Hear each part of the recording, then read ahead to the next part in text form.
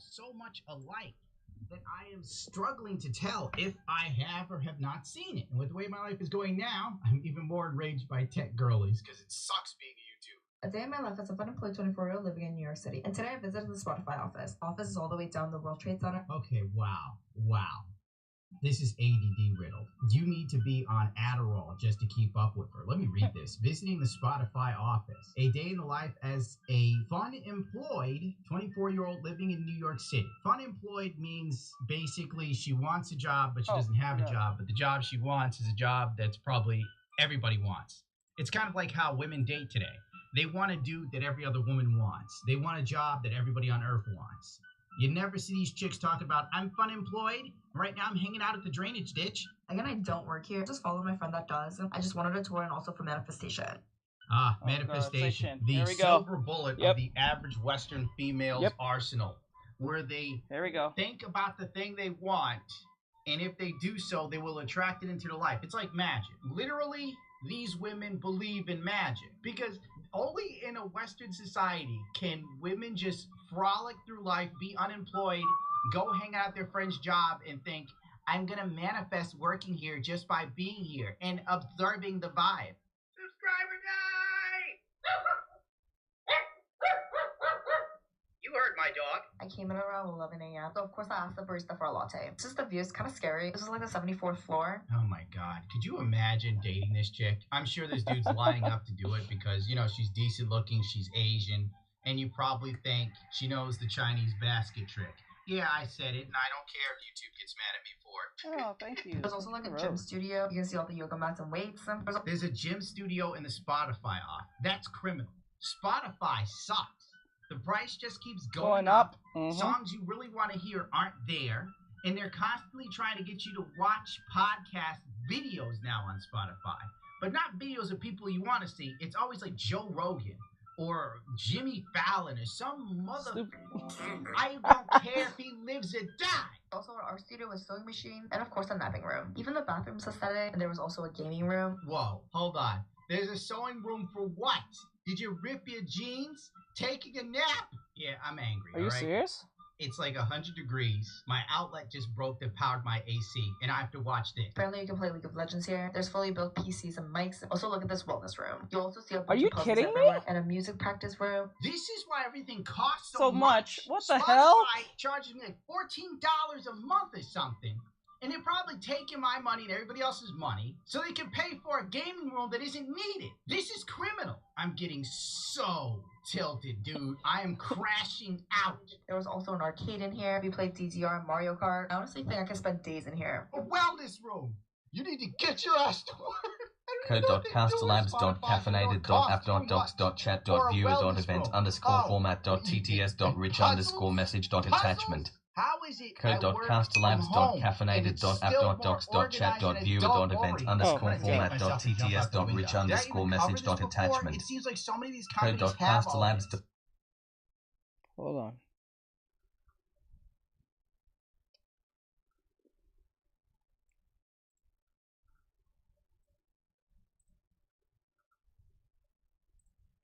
There's like a dude there. He wants to hook up with her. That's why she's there.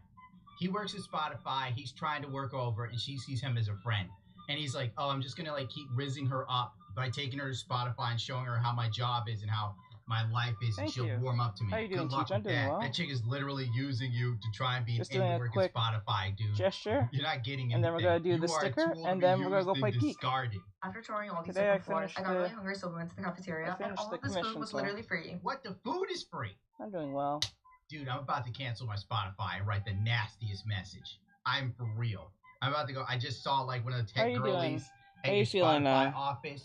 Laugh. I know you weren't going through something. Money on. That's why this went from $7 to $14. You motherfucker. There's a lot of vegan options as well. Vegan options? Oh, that's lovely. That's how you know a company has too much money with its vegan option. Now we gotta feed the plant eaters and the herbivores. And then we finally sat down to watch the Apple event. Okay, at this point, for some reason, she's lost audio, which doesn't bother me. The view is literally immaculate. You can obviously make your own coffee as well. While looking at the Statue of Liberty. Yeah, what a treat. You ever been there? Don't waste your time. I always wanted to work on Spotify. What is this girl's audio? Not really sure. Triggered by everything, bro. I was definitely more influenced by what? To work here one day. That's great. Don't let your dreams Hey, Mike, be can you dreams, see girl. me? It had this record player with all these different records. It was I don't such know a if you vibe. can or If you can have can't. visitors in your office, please Or invite hear me. me. I'm just so curious. Oh my effing god. This is why all of these services cost so much money, because it's literally adult daycare. Spotify doesn't need a gym. It doesn't need a music room. It doesn't need a gaming room. It's supposed to be a job, not like what the Boys and Girls Club is some shit. Stop him! Okay, here's a video updating on one of the Spotify tech girlies. This one might warm your miserable heart.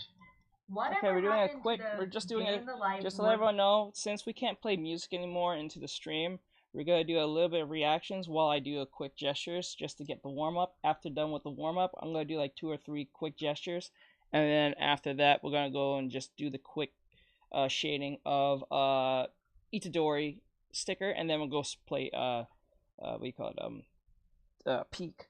Because, like, that's what I want to do today. I don't have any commissions to do because I finished a commission. I don't have any big projects to do right now, so I just want to relax and play some game for once, and you know, and not be putting myself at risk every time I go on stream. So. And tech vlogs. It's because we all got laid off, honey. I worked at Spotify I don't know about the singing in part. 2019. It was my first job I'm not out sure of about the college. singing I was part. so excited. Like, it was my dream to move to New York City and just like live that like Carrie Bradshaw lifestyle. Oh my god, I effing knew she was going to say the dream is to move to New York City and live the Carrie Bradshaw lifestyle. If I had $1 for every woman I've ever dated or knew in my life, mostly dated, that always thought that New York was this magical, whimsical place where beautiful women walked in Louis Vuitton and Jimmy Choo shoes. No, it's piss, it's rats, it's garbage, homeless people. It's migrants selling you shit. And we got so many amazing perks when I worked at Spotify. We got free food, free breakfast, lunch, and sometimes we would get dinner too. It really is. I know, from New York. I'm from New York, so I'm like piss and shit all day. It's not that great. It's horrible. Like, it's not bad, but it's hard. It's not great either. And given the policies that's passed in New York, I would not want to be no fucking New York. It is expensive as shit. It's expensive as shit. Like, apartments? Oh my god. You should see the price of apartments. It's crazy. No. We would get free concerts. We would get free international. I will never live in New York today. I will never want to live in New York today. If you don't have like a high-end tech job, exactly. You're not even right. You're not even wrong on that. I think you said NYC, in LA. Yeah, and what LA has over New York is probably I think there's more crime in LA than is New York, and there's more homeless people there and human waste compared to New York. Trips to Sweden. There were just so many perks, and now all those perks have completely disappeared. Holy Jesus! What was Spotify doing? They were hiring girls from college, throwing money at them, and letting them frolic and play. Then charge the people who subscribe to the platform that isn't that good extra money. Yep. I was paying for this. Not to mention, I'm sorry. For any one of you guys who have Spotify, I don't get it. I don't get the point of buying Spotify. Just get YouTube. Play music through YouTube. You can have a whole playlist on YouTube. YouTube does the playlist for you. Like, it tends to look at the stuff that you like and usually have an idea what you like. I don't see the point of paying a music service when you can just literally listen to music for free on YouTube without paying a dime.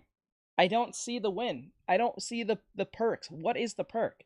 Can someone please explain to me what is the perk of getting Spotify? Like, what is the legitimate perk? Is it just to support your favorite artist? If that's the case, then fine. I guess that's legitimate. But like, you can do that by watching their YouTube channel or like going through their music or just listening to their music in general. But I don't know. Laid off from my job, but that's a story for another day. And that wasn't the only layoff I had. I also worked at Uber right after Spotify as a marketing manager, and I got laid off from that job too. You know, what did you do I almost as a wonder marketing? What these girls do and some of these guys. It's clearly nothing much, especially if they're getting laid off before the AI came. Imagine what it's going to be like after AI. Spotify will still probably want like $15, $20, but it'll be a robot that takes no vacations. As someone who studied engineering in college, like I went to like one of the best schools for engineering. Like I was the only woman who graduated in my class. Like I expected more out of my life. I have a feeling you're the only woman that graduated in your class that's set. But see, that's the thing. If you get Pi, you get no commercials. I have Pi through YouTube. You guys not notice when we do reactions, there's no commercials. Because I have Pi. So instantly the commercials are gone. There's no like skip the ad and all that crap. It's literally like. But then again, I'm pretty sure Google kind of disabled that, so I don't think y'all can download that again. I'm not sure. I don't know how that works now. But like, I have Pi. It's an easy extension. Download it from Google and it should stop all the ads coming your way. It's just crazy. So, for me, I have no issues with it. At all. There you go.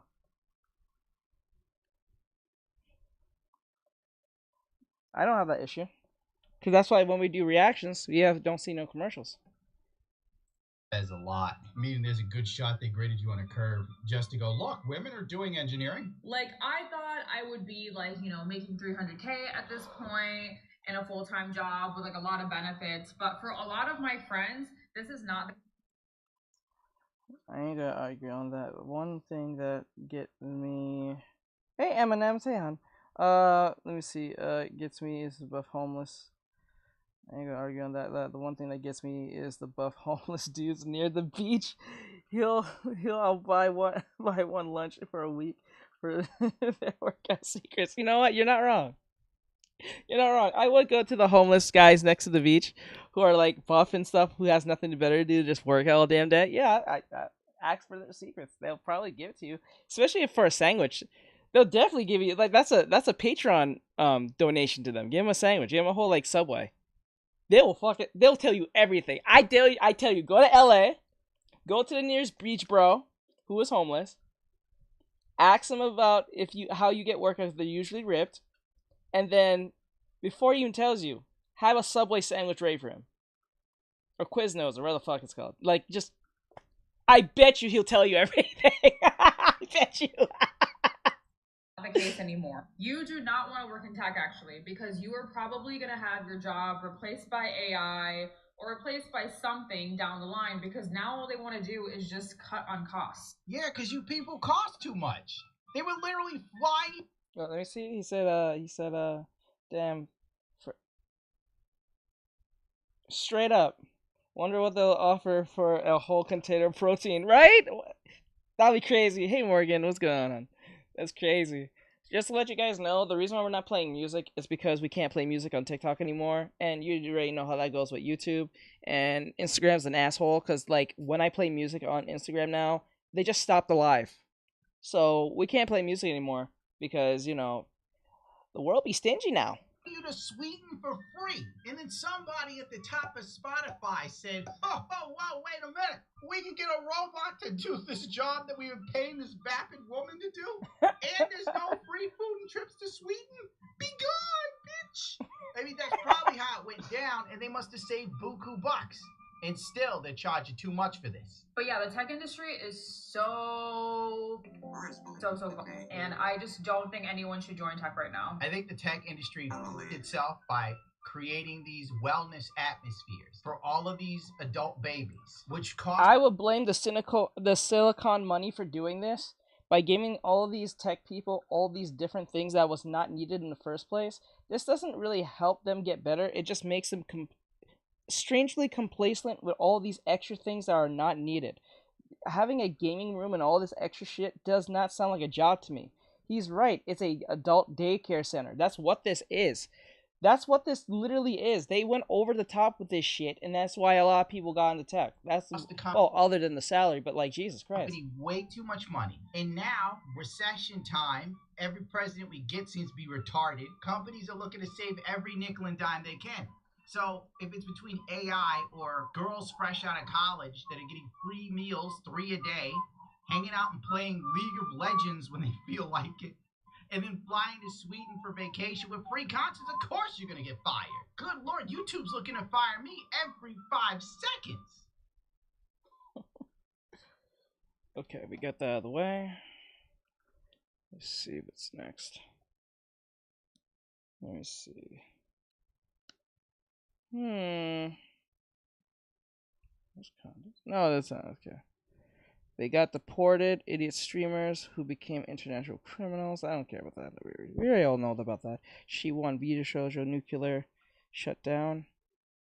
Okay, let's see where that goes. So if you guys are not aware, the VTuber agency known as V Shoujo has come under fire recently because a lot of the issues that were put to the spotlight from the VTuber Iron Mouse. Iron Mouse put out there that V Shoujo was not paying their employees, did not even pay her, and then on top of that too, was withholding about $500,000 from her that she was going to donate to an immune deficiency charity of some kind. Now, apparently, just a couple of days after the expose, where Iron Mouse just completely exposed pretty much everything and left the company and said she was no longer affiliated with V Shoujo, the company completely steps down and shuts down, which is completely mind-blowing. I don't think anybody saw this happening within a couple of days, and yet here we are. So the headline reads, VTuber agency V Shoujo shuts down after talent exodus. Keep in mind, it wasn't just Iron Mouse that left. Other VTubers were leaving as well, whether in solidarity or whether in the fact that they weren't getting paid also. It's this whole cluster that was going on over there. And they said, I mismanaged the company into the situation you're all witnessing right now, wrote the CEO, Justin Ignacio. So this is Iron Mouse, the VTuber Iron Mouse, who made the claims of unpaid funds, including a $500,000 charity donation.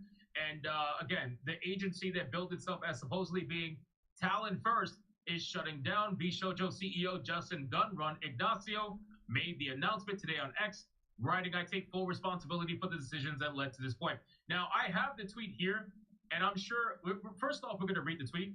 Second off, you guys can probably imagine what the comments look like. I will say this, when it comes to the VTuber community, especially like real VTubers like this, their fan bases are truly like fanatic. They will go above and beyond when it comes to their VTubers getting any kind of slight like this. And I can only imagine what the comments are going to be like. We're going to try to look at some of them, but I'm scared to go through them because I'm sure some of them are pretty wild. But let's look at the actual post here. So this was posted by V Shoujo over on X, and it says, V Shoujo, just simply, V Shoujo has failed, and I've mismanaged the company into the situation that you're all witnessing right now. So today I am sharing the difficult news that V Shoujo is going to be shutting down, and I take full responsibility for the decisions that led us to this point. I've been doing everything I can to fundraise and right the ship these past few months, but despite my efforts, we are in a worse position, and those I care about are now paying the price. So again, I don't know if this entire thing is meant to try to deflect, any potential lawsuits that may come their way or any potential investigation that may come their way, because we're talking about a lot of money, right? We're not talking about a little amount of money. There is a lot of money in this company. There was a lot of money in these VTubers. Iron Mouse is extremely popular apparently, and I'm sure there's a lot of money that gets funneled into that channel. So this is a pretty big problem. And I just find it very interesting that they are suddenly shutting down just a couple of days after being accused of this, right? They didn't even bother fighting it. They didn't bother, fighting the allegation.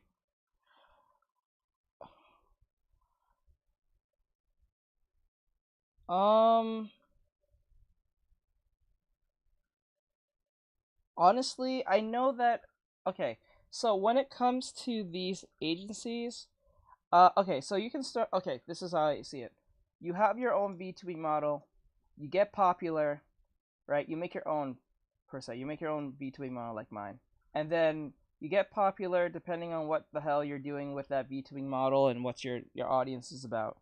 And then when you join an agency that is specifically for like VTubing or VTubers, they give you the offer to revamp your brand by giving you something brand new, like not only just like aesthetics, like banners and all that stuff, but they also give you like a new model that you I think for free, I think. And once you leave and or graduate. I think that's the term they call it, graduating. That means you're leaving or you're not going to be VTubing anymore for them. They can, I think they can take back the model. I believe they can take back the model because it's actually theirs, not technically yours. It was yours for work purposes and whatever reason you're using it for at the time working for the company. I believe. I could be wrong. I don't know if you actually get to keep it. I doubt that. But if you do get to keep it, I think it will look bad on the company if they let you keep it, because they're gonna just because they made it, people are just gonna associate that VTubing model to that company. Unless she made her own, and I think they give you the option to use your own, because you have full autonomy over that thing, unless you write it off to them. And I don't think she got it from them. I could be wrong.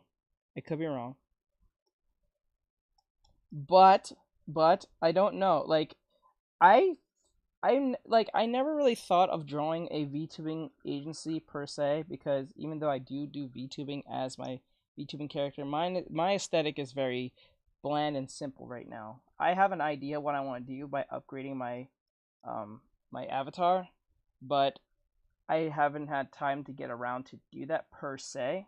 But I do have a theme I want to try out, because I know that every VTubing model or VTuber who is popular or even not popular has a form of gimmick for their character 9 times out of 10.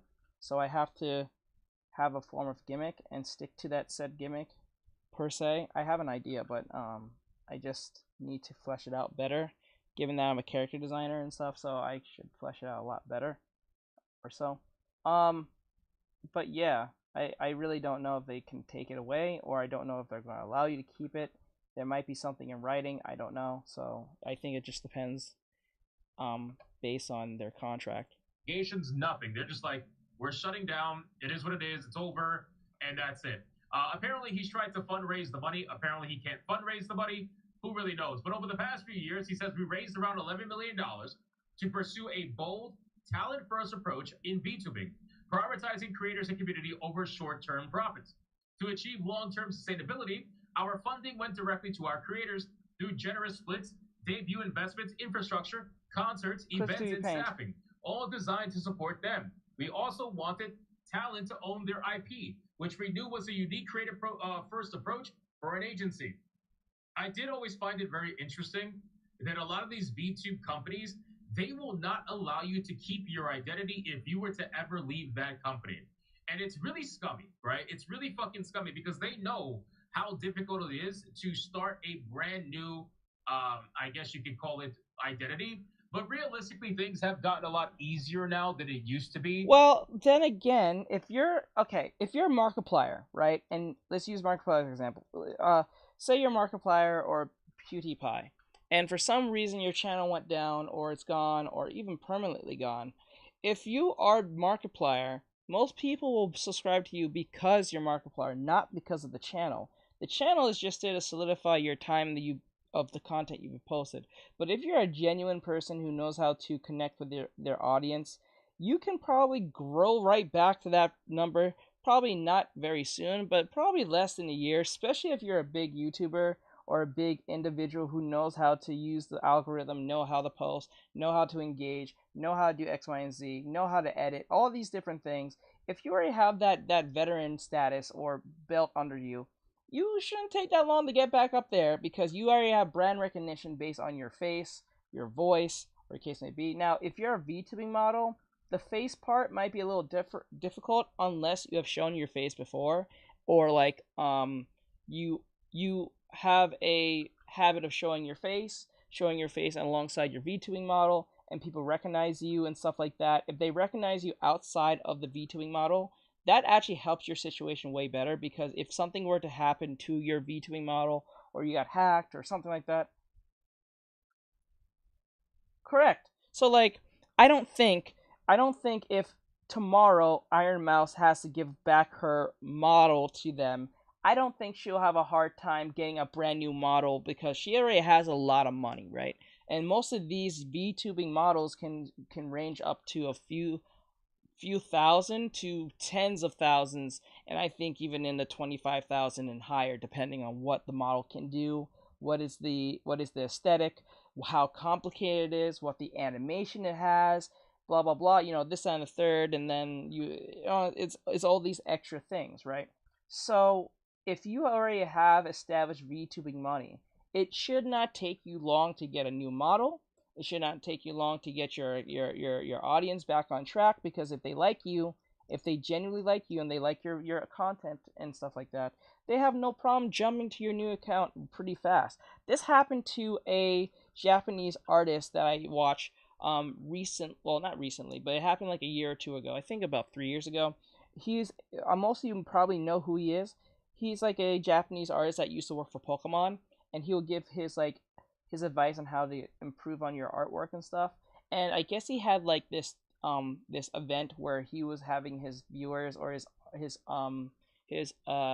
audience engage with him by sending him fan art of stuff, and he was using Google Chrome.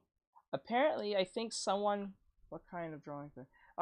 Apparently someone, I guess, I don't think they was being malicious towards him doing this, but they sent their fan art to him, and it went to his Google Chrome. But the problem is Google Chrome tends to scan your work, and if they think you're drawing something or doing something that's illegal or something that could be a problem, they will take down your channel, or what a case may be. I think that's how it works. And the person who sent their artwork towards him, it was on more on the super racy side, if you get what I'm saying. And because of that, it caused him to lose his channel almost immediately, because they thought it was something more than it was. So he had to tell his whole audience that his whole thing was gone. So he asked them, here's my new channel. I'm starting all over again, pretty much. I hope you guys can help me. Within, I think, 6 months, at the time, he was at, I think, 600,000 on that old channel. And then about a year later, he already got to like 1 million at the end of the year. So everyone who watched him just went to the new channel, and he blew up. He just reposted most of his old stuff. Good thing he had a backup file on all his work, because if he didn't, that'd be a pain in the ass. But then again, he was able to re-upload most of his stuff, and his new stuff as well. And he got back past that 600,000 at the end of the year and got near to 1 million, I believe. I know he initially passed that number. I think it's near 1 million now. So if you're popular enough and you know how to engage with your audience, you shouldn't have too much of a trouble getting back there pretty fast. You're not a new person, and you know how to use the algorithm to your extent. And then if you have a team, that even helps. So, I don't think that's going to be too much of a problem for her. It's obviously very hard to start a new YouTube channel from scratch, but the simple truth is that if you are a big enough VTuber, there you go. These other companies, and they let you go or you quit or whatever happens, if you were to remake your identity and people knew about it right away, you're going to get a lot of your following back pretty quickly. See? Luckily, I'm not crazy. Thanks to social media, you could get the word out there pretty quickly. Yeah. But still, it's still not a good thing. It's pretty fucking scummy, to be honest with you. And it's very reminiscent of like WWE. I know WWE does that with a lot of their wrestlers. I just kind of hate that he just kind of said what I said in a more short term form. I went on a whole long version of that. Not all of them, though. There are some wrestlers, they're allowed to keep their name. Some wrestlers are allowed to keep their identity, keep their name, but a lot of them weren't able to. And it becomes this big issue. But anyway, let's continue. So they tried to do a supposed creative first approach. Clearly that didn't work. And despite all efforts, the business failed to generate the revenue that was needed to sustain that model. And eventually, we ran out of money. Additionally, I acknowledge that some of the money spent by the company was raised in connection with talent activity, which I later learned was intended for a charitable initiative. At the time, we were working hard to raise additional investment capital to cover our costs. And I firmly believed... First thing, you need to subscribe to the YouTube channel, because that's where I post. I just made a post today saying to my audience that I didn't post my latest tutorial today, because I kind of figured it didn't make no sense posting today when I have a bunch of content coming out next week, and it will help boost The algorithm will boost that. So if you want to learn from me for free without being a student, subscribe to the YouTube channel. Now, just to be clear, the difference between someone who's paying and someone who is free, the difference between them is that one that is free has to wait till I make a video. They don't get anything other than I have to wait till the next YouTube video comes out.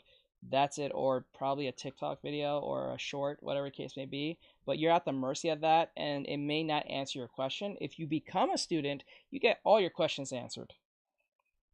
So that's the difference between the two. So if you're a paying student, member, or whatever case may be, you get your questions not only answered directly, you can always message me and I'll always answer your response as fast as possible and tell you where you're going wrong, help you with whatever art problem you're having or character design that you're having and all that great stuff. Because I'm a character designer, I don't do backgrounds, but I do understand perspective.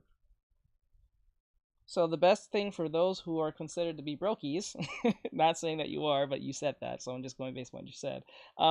You can just become a YouTube subscriber, and then you just have to wait till I get around to that subject per se. That might take a few weeks, that makes a couple of days, that might be X, Y, and Z.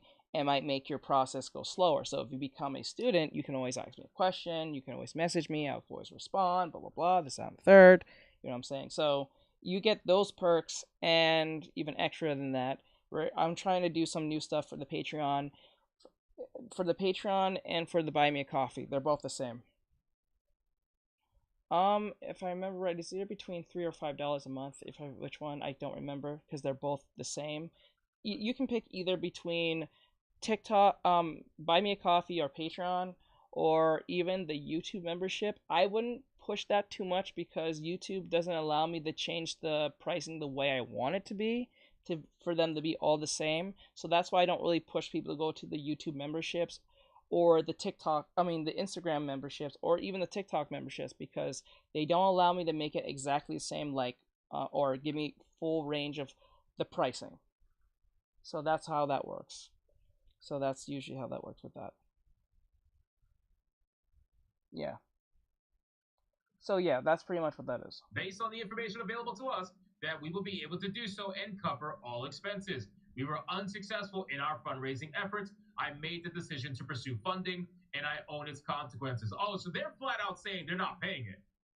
They're flat out saying they're not paying the $500,000 that was meant for charity. They're not paying it. They said that they tried to. Well, let me rephrase. They're saying that at some point they thought that they would be able to actually do it, and they thought that they would be able to raise investment capital to cover the cost. But because they weren't able to do it, they've decided to stop. That's crazy. That's actually pretty crazy. They are not going to pay the $500,000. Why am I not surprised? That's so not Justin good. says, I am deeply sorry to all the talents, staff, friends, and community members who believed in our brand. You did not deserve this. So he's trying to do this from like a whole, I don't know, like, oh, I'm really sad about this. I'm sad it's gotten to this point, blah, blah. And I'm sure he is, because I'm sure he was doing very well for himself, probably, considering, what we've heard in terms of money not going to their talent. But this is a really big problem.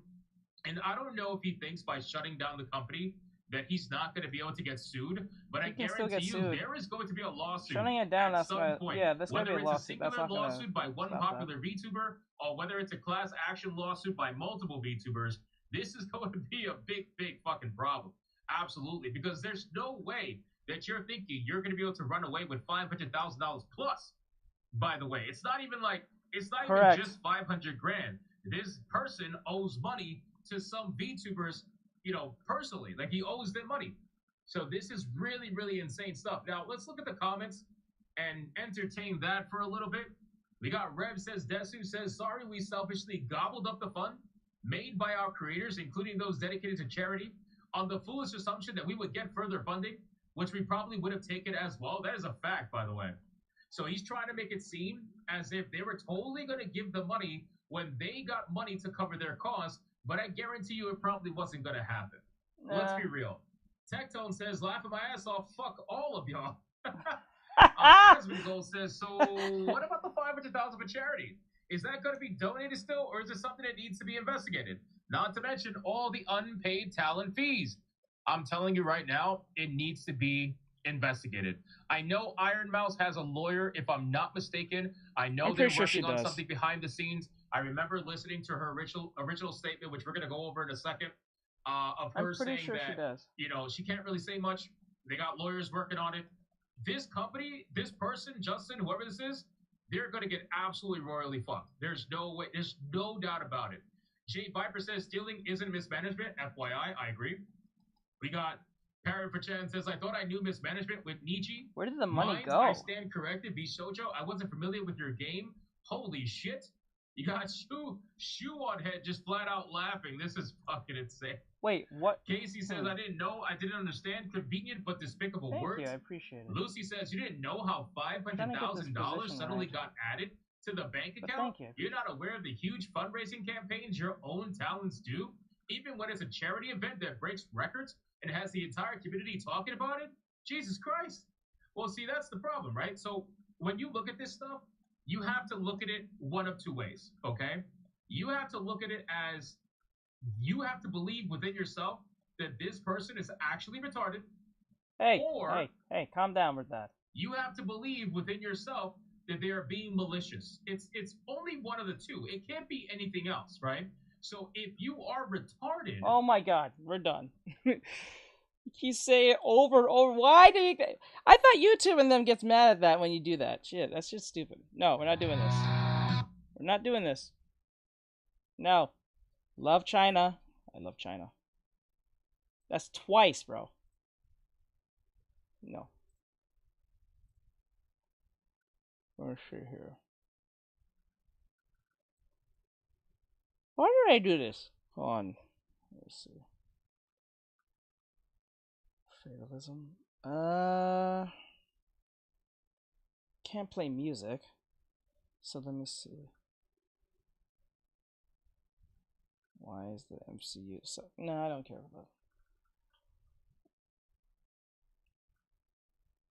Fate World. Is that a song? That's a song. No. Hidden Truth. No.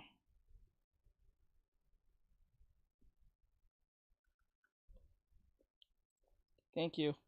Thank you. What the hell? The hell did I just click on? I guess we have to do this, because this is a lot more safer. No one's gonna say no craziness on this. Oh, yes! This is Tom Hanks' son! Oh, yeah, I heard not very good things about him. Tom Hanks, yes, Woody.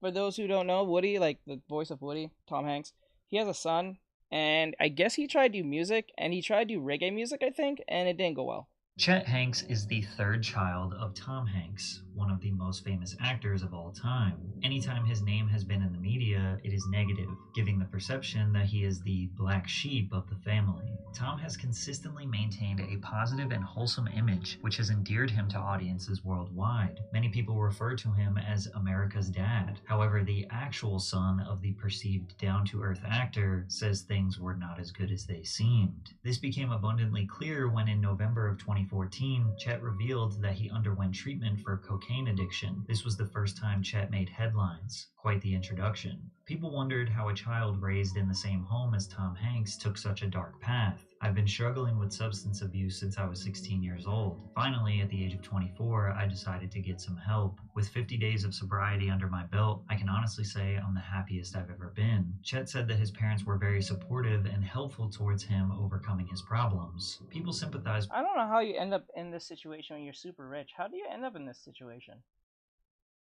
How?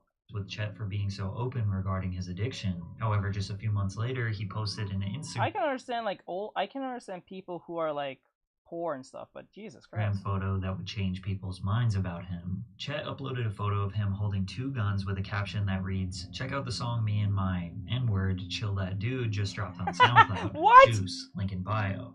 I hit him with the joke, like cover. Hey, no music here. When I show, like Reggie when I ride, my niggas shoot for fire. I need an extra long. I fucking that's wrong. There we Most people had no idea Chet was an aspiring rapper, and they were not fond of his use of the N-word. Chet claims that music is the first outlet he used to express himself when he was 15. First things first, man, we talking about the hearse.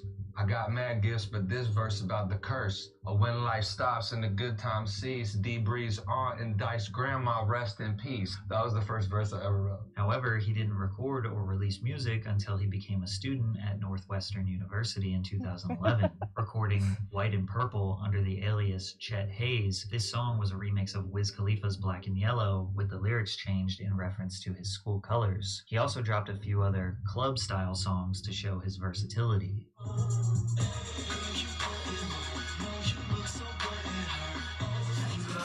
Oh, you heard the song.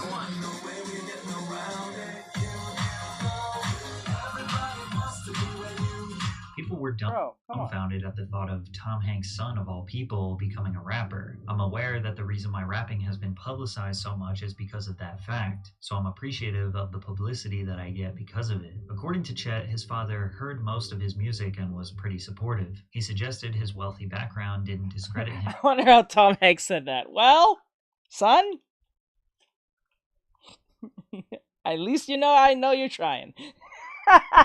Him as a hip-hop artist, saying, "Hip-hop is much larger than that. It exceeds boundaries beyond race and socioeconomic background. It doesn't matter what country you're from or what nationality you are. Hip-hop is music, an art form, a culture. It can appeal and come out of whoever it speaks to, and it speaks to me." 3 years later, when people questioned Chet's use of the N-word, he said this. "Look, I know the majority of y'all are not going to get this, because the history is still so fresh in our country. But hip-hop isn't about race.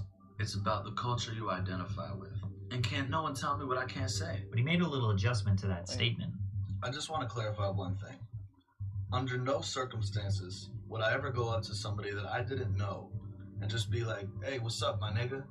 It's an unspoken thing between people who are friends who understand each other." But it wasn't just the word, it was the multiple photos of him on Instagram flexing guns and trying to act like a gangster when everyone knows that's not his reality. To put it plainly,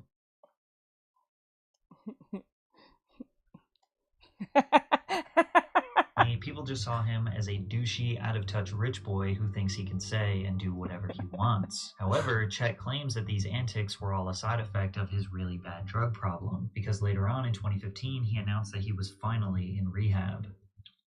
"Hey, I just want to say, I know, my name's been in the media about me, going missing or getting kidnapped or something. And I'm just gonna let y'all know, I've been in rehab, right? I've been trying to get my together. I'm doing pretty damn good, you know what I'm saying? And, another thing is, that stuff I was in the media about the N-word and everything. I know a lot of y'all kind of understood the point I was trying to make, but the truth is, it's not my place to speak on that. And I'm genuinely sorry for the people that I've hurt." Up until this point, people were so eager to know what Tom Hanks thought about his son, and Chet finally let us know how his dad truly feels in this interview. But first, a word from our sponsor, Aura. Have you ever Googled your name and seen yourself on one of those strange sites that has way too much information about you? Hey, what's up, I'd bro? rather have that stuff not available to just anyone looking for it. Data brokers are making something at one affordable price. I really start your 2-week free trial. Link in the description. Thanks, Aura. What does your dad think about it? Can I ask that? My parents are just making sure I'm good. They don't really tell me what to do anymore because I'm grown, you know what I mean? His brother Colin was asked, and he just responded with a bunch of vague compliments. He is, obviously he's doing his own thing. He's he's very passionate about what he does, and he's got an incredible work ethic. He really does. I mean, that dude hustles and works hard, and I want him to be happy. I want him to be successful. Yeah, it's just practice for right now. Then we're going to do the stickers. The only reason, based on this practice, is that I'm going to use a little bit of color theory, or at least values. I just want to see something real quick, because I did the recent commission and got that done, so I just want to see what I've learned so far from it. And doing what he wants to do. From this clip alone, it seems like his brother Colin is more well-adjusted and mature, and that's because they were raised entirely differently. Tom's 2 older children are from his first marriage with Samantha Luz. Colin, his first son, was born and raised long before Tom was a massive success. Tom said, "Colin and Elizabeth remember when their dad was just a guy trying to make rent." Colin grew up in Sacramento with his mom and spent every other weekend in LA treating it like a fun sort of getaway. Colin didn't grow up living a lavish lifestyle. His mother kept him grounded. I don't know how much money money my Yeah, mother was he getting in hustles, all right. alimony, but what I Hustles heard to was, that we don't fresh have the money line for on that. the table, Your bro. dad has that. We don't have that. Chet, on the other hand, was born and raised in luxury. Tom Hanks met fellow actress Rita Wilson in the early 80s on the set of Bosom Buddies, sparking a friendship. Following the end of his first marriage, Hanks and Wilson reunited on the set of Volunteers in 1985. In the film, the two played lovers, in which Hanks later expressed that there was instant chemistry. I asked Rita if it was the real thing for her, and it just couldn't be denied. Their connection led to a romantic relationship, and 3 years later, the couple got married, before having 2 children, their eldest son, Chester, Chet, in 1990, and their youngest son, Truman, in 1995. 2 years before Chet was born, Tom starred in Big, which became his breakthrough into superstardom. He was paid $1.7 million for this film and 7 figures for every film thereafter. He went on a legendary run of huge hits like A League of Their Own, Sleepless in Seattle, Philadelphia, Forrest Gump, Apollo 13, and Toy Story. By the time Chet was 6 years old, Tom Hanks had achieved legendary status in Hollywood and was earning tens of millions of dollars. I was watching Big when I was a little kid, and I was like, that's Dad. What's he doing on TV? And Mom was like, he's an actor. That's what he does. Chet and Truman were raised in Hollywood, in a luxurious mansion. They mingled with other celebrity children and took extravagant trips on private planes all around the world. However, Chet says this wasn't exactly what people thought it was. They expected it to be like me, like running around like this Richie Rich. Like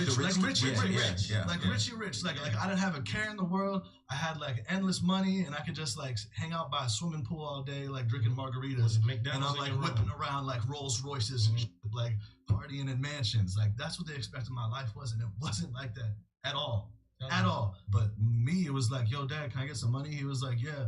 Like, go wash my car, I'll give you $20. Wow. You know what I mean? Like, it wasn't like that. Like, it wasn't like that. Like, not only did they not spoil me, but they went... If I remember right, I think it was Tom Hanks and, what's his name? Gordon Ramsay's. They said they're not going to leave their inheritance to their children. I think it was Tom Hanks, but I know definitely it was Gordon Ramsay. He said he is not going to leave no inheritance to his children when he passes. They have to figure it out on their own, which I think is kind of messed up. But then again, I understand at the same time. But I still think it's kind of messed up. To like far lengths to make sure like that I was like as normal as possible. Chet swears he wasn't spoiled and had to work for everything he has. However, people had a preconceived notion that he was a rich brat, automatically disliking him. But the people that were nice to him, he felt that it was only because he was the son of Tom Hanks. Either way, Chet felt like the entire world was against him. His rebellion was smoking weed, listening to rap music, and being the antithesis of his father. When his parents caught him, they didn't discipline him themselves. Instead, they sent him away to a wilderness program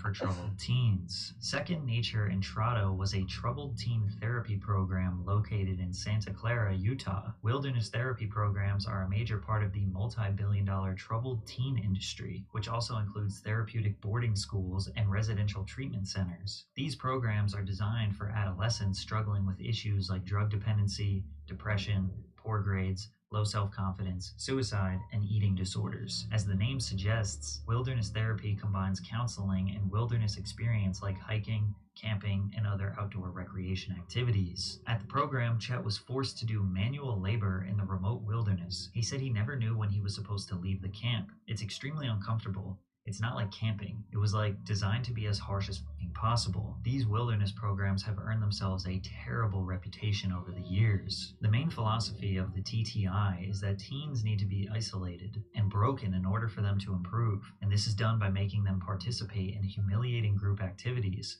I think that's true to a degree.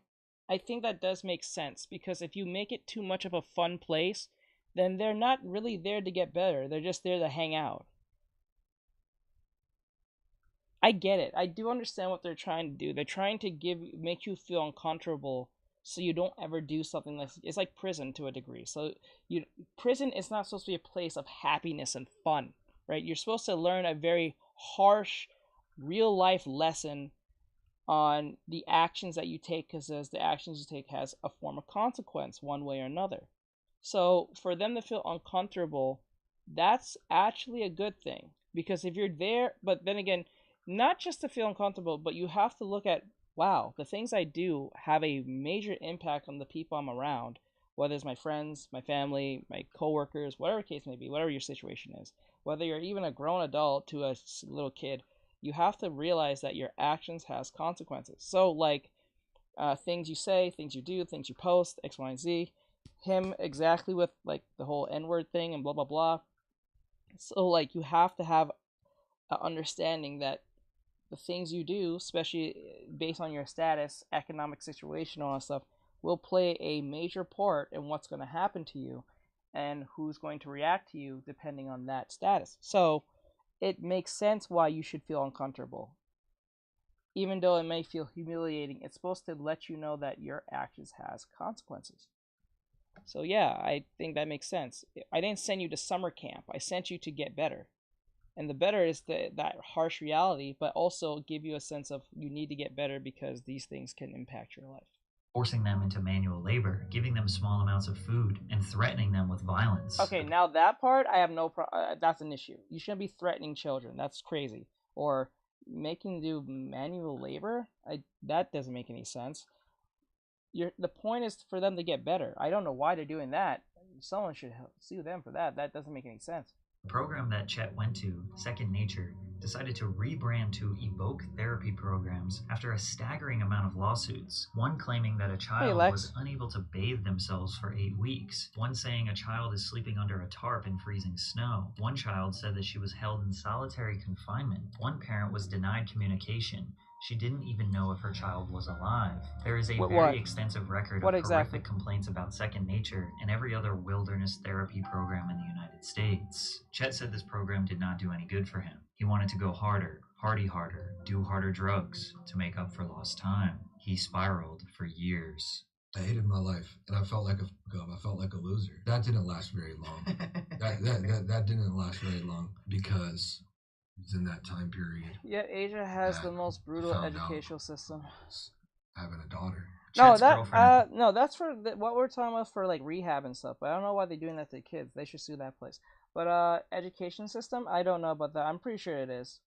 I'm pretty sure in Asia it's pretty well tight when it comes to education. At the time, Tiffany Miles revealed to him that she was pregnant. Immediately, his whole mindset shifted. He realized he needed to get sober, take responsibility for his actions, and get a real job so his daughter can have a good life. He tried another go at music. This time he started a duo alongside Drew Arthur called FTRZ. They released 2 singles, Models and Nowhereland, as well as the Ocean Park EP. This music went relatively unnoticed, and Chet knew his best chance for a real career was not in music, but rather following the family name into the world of acting. He landed a few one-off roles in Marin, Tales, and Curb Your Enthusiasm, before landing more permanent spots in 2 hit TV shows, Shameless and Empire. Empire provided him with enough money and stability to provide for his family. And believe it or not, Chet is actually a decent actor, must be in his blood. He's particularly exceptional at acting like a Jamaican man,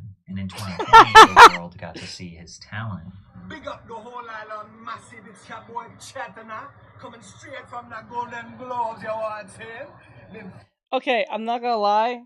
There are white people that live in Jamaica and was born in Jamaica who talks like this. That does exist. A white Jamaican does exist. They do exist. It's just not something you see a lot.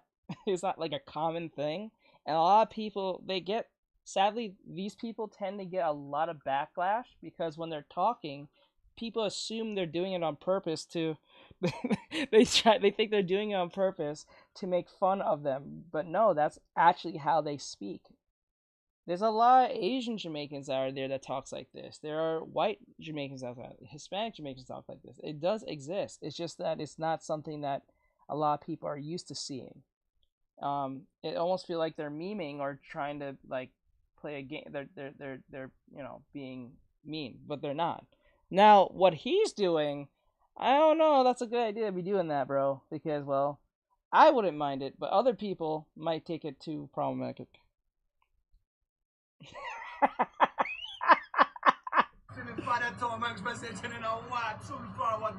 Big up, tune in. This took place on the red carpet of the 77th annual Golden I can't even Globes, repeat where that. Tom Hanks was accepting the Cecil B. DeMille Award for his impact on the industry as an actor, producer, writer, and director. Sadly for Hollywood, nobody cared about the awards. Only two things were being talked about that night. Thank you. One, host Thank you for Ricky the people, Gervais Brentwood. I absolutely appreciate roasting it. the Thank audience for 3 hours straight, and two, Chet Hanks speaking patois. The internet was on fire, calling him cringy, racist, and a cultural appropriator. He responded to the criticism with a second video on Instagram outside a smoothie shop in LA.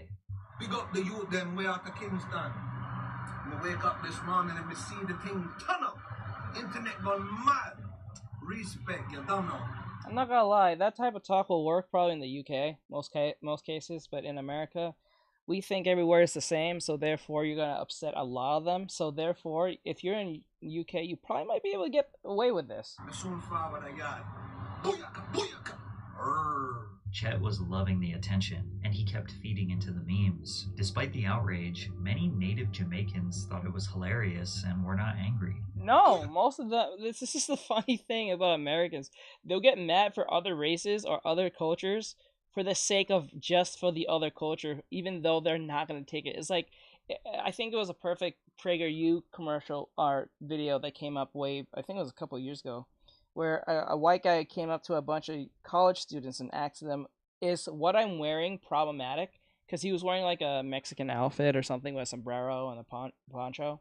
And a bunch of people from university saying, yes, you're being X, Y, and Z, because they're looking at the color of his skin, and how he talks. So they're like, you're appropriating, you're being evil or mean or something like that, or colonizing, or what the hell. And then he went to like the more inner cities and acts like people who are a part of that actual culture that comes from that culture, from that that country, and asked them, usually just older people, 9 times out of 10, and they had no problem with it. They think it was really nice for him to wear it. They think it was cool. They think it was either funny or cool or nice. He got nothing but positive responses. None of them got mad.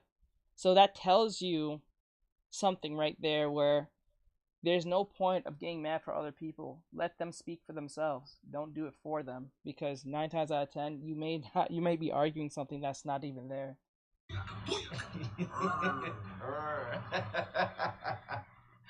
The man is just having fun, man. Honestly, with me, I have no problem him doing that. I don't think it's problematic. He's not saying anything mean. Yeah, he's doing an accent, but then again, it's like, I don't think it's problematic. I don't think it's an issue. I don't think it's a evil or anything, because if an Asian guy was doing it, we will actually find it more funny and cool. Or if a black guy was doing an Asian accent and it sounded really like convincing without seeing his skin, you might think it was an Asian guy, especially just very convincing. So an acting role for one episode on Atlanta because of his fake accent.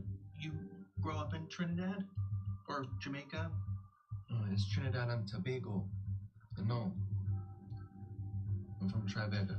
However, Tom never spoke about his son's dreams of being Jamaican. Chet was feeling unstoppable, and he made an announcement on Instagram that hyped up all white boys around the world.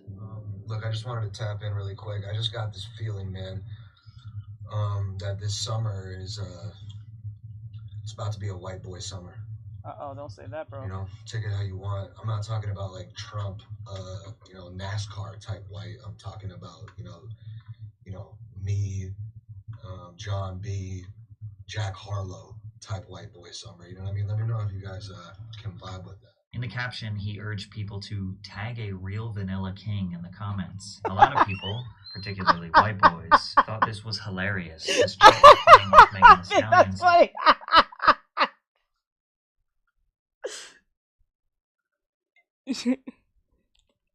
Yeah. And laugh so hard. Yeah. That will work mostly in I don't think anyone will think too much of it who's in the UK, but like in America, we just think everywhere has to be strangely a division based on everything and anything. Most cases. We become the true racists 9 times out of 10. But like the funny thing is that is funny. That is funny. 2019 If hit, you can't laugh Hot at that, Girl you can't laugh Summer. at anything. Others took offense to the phrase, especially since Chet had already garnered criticism for appropriating black culture in the past. In a video posted a few days later, Chet clarified, "You know what's not white boy summer? Is having any Oh ill yeah. To be honest, to take away the majority and talking about the sauce, there will be riots. You remember that? Yeah, they got rid of him, and they also got rid of Pepe Le Pew. Like, what's funny is that they can't bring back Pepe Le Pew. Even if they change his whole character, they can't bring him back. It's just too much history there, sadly. They can't. Just can't. will or prejudice towards anybody from a different background, race, walk of life than you." Chet capitalized on the controversy by releasing a song, which is his most successful song of all time, as well as releasing a line of merchandise, which included hoodies, t-shirts, shorts, tank tops, leggings, caps, and bike shorts. However, further controversy ensued after people called out the Gothic-style font placed on the merchandise, as it resembled a font used by white nationalists. He also launched a line of Black Queen Summer merchandise using the same font. I want to see some white boys and some black queens wearing each other's shirts. However, White Boy Summer was about to come to a screeching halt before it even started, when a video of Chet and his girlfriend Kiana Parker in the middle of a domestic altercation hit the internet. This just attacked me with a knife. No, I didn't. Did I attack you with a knife? This bitch just attacked me with a knife. Did I attack you with a knife? No. Chet claims that Parker attacked him with a knife, stole his belongings, and charged thousands of dollars on his credit cards. The pair reportedly began seeing one another in March of 2019, but split in January 2021 when Parker got a restraining order against Hanks, alleging that he threw a bottle at her and said no one would believe her because she's, quote, a ghetto black bitch. Hanks denied any abuse and later filed a lawsuit against Parker for assault, battery, and theft. Parker told a different story and claimed that Chet threatened her with a knife when she showed up at his home with movers to collect her things. She also claimed that Chet pushed her and attacked her outside. Chet's attorneys I don't told think me he would say that because he knows he's well. I think he probably could. I'm not saying he couldn't. I don't think he would say that because if he did say that, he knows that shit's gonna go backfiring. But then again, people are stupid. media outlets, her claims are completely false, fabricated, and fictional. Come April of 2021, Parker filed a $1 million lawsuit against Chet. I remember. I think it was Tanya Banks. I think her name was Tanya Banks. I forgot her name. She was a rapper or some form of singer. She was known to always be in some type of trouble all the time with people.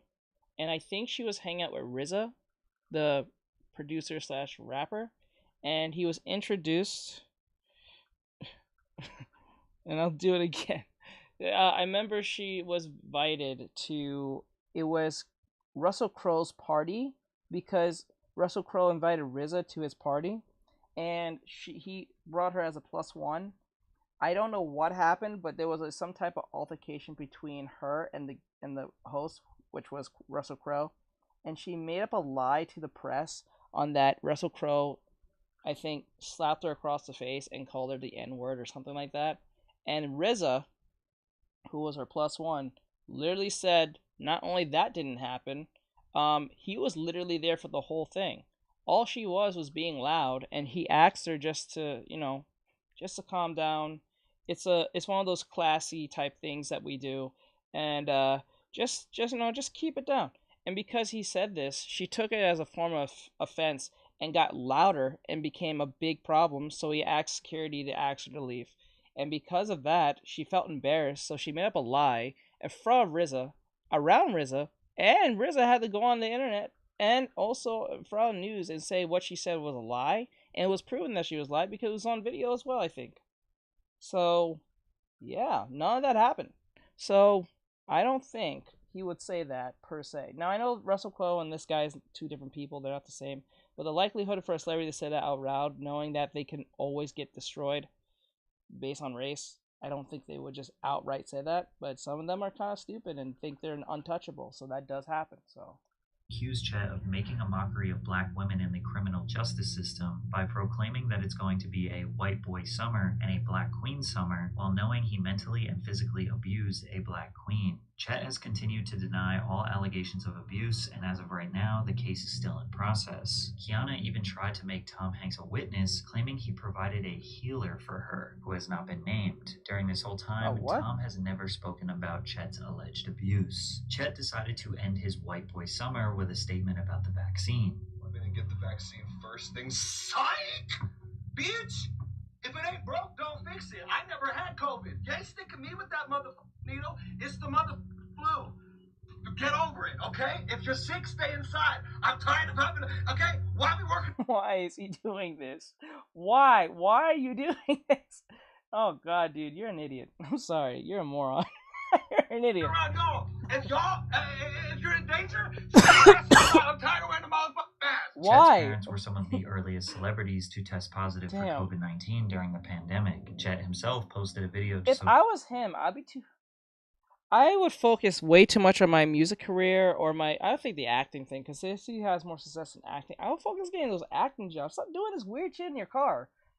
What the hell? Social media about his parents' status after. I remember that Black Something Day was celebrated, and some Black thought they could say and do anything they want and believe that they are sort of touchable from the law, I think. Who was that, though?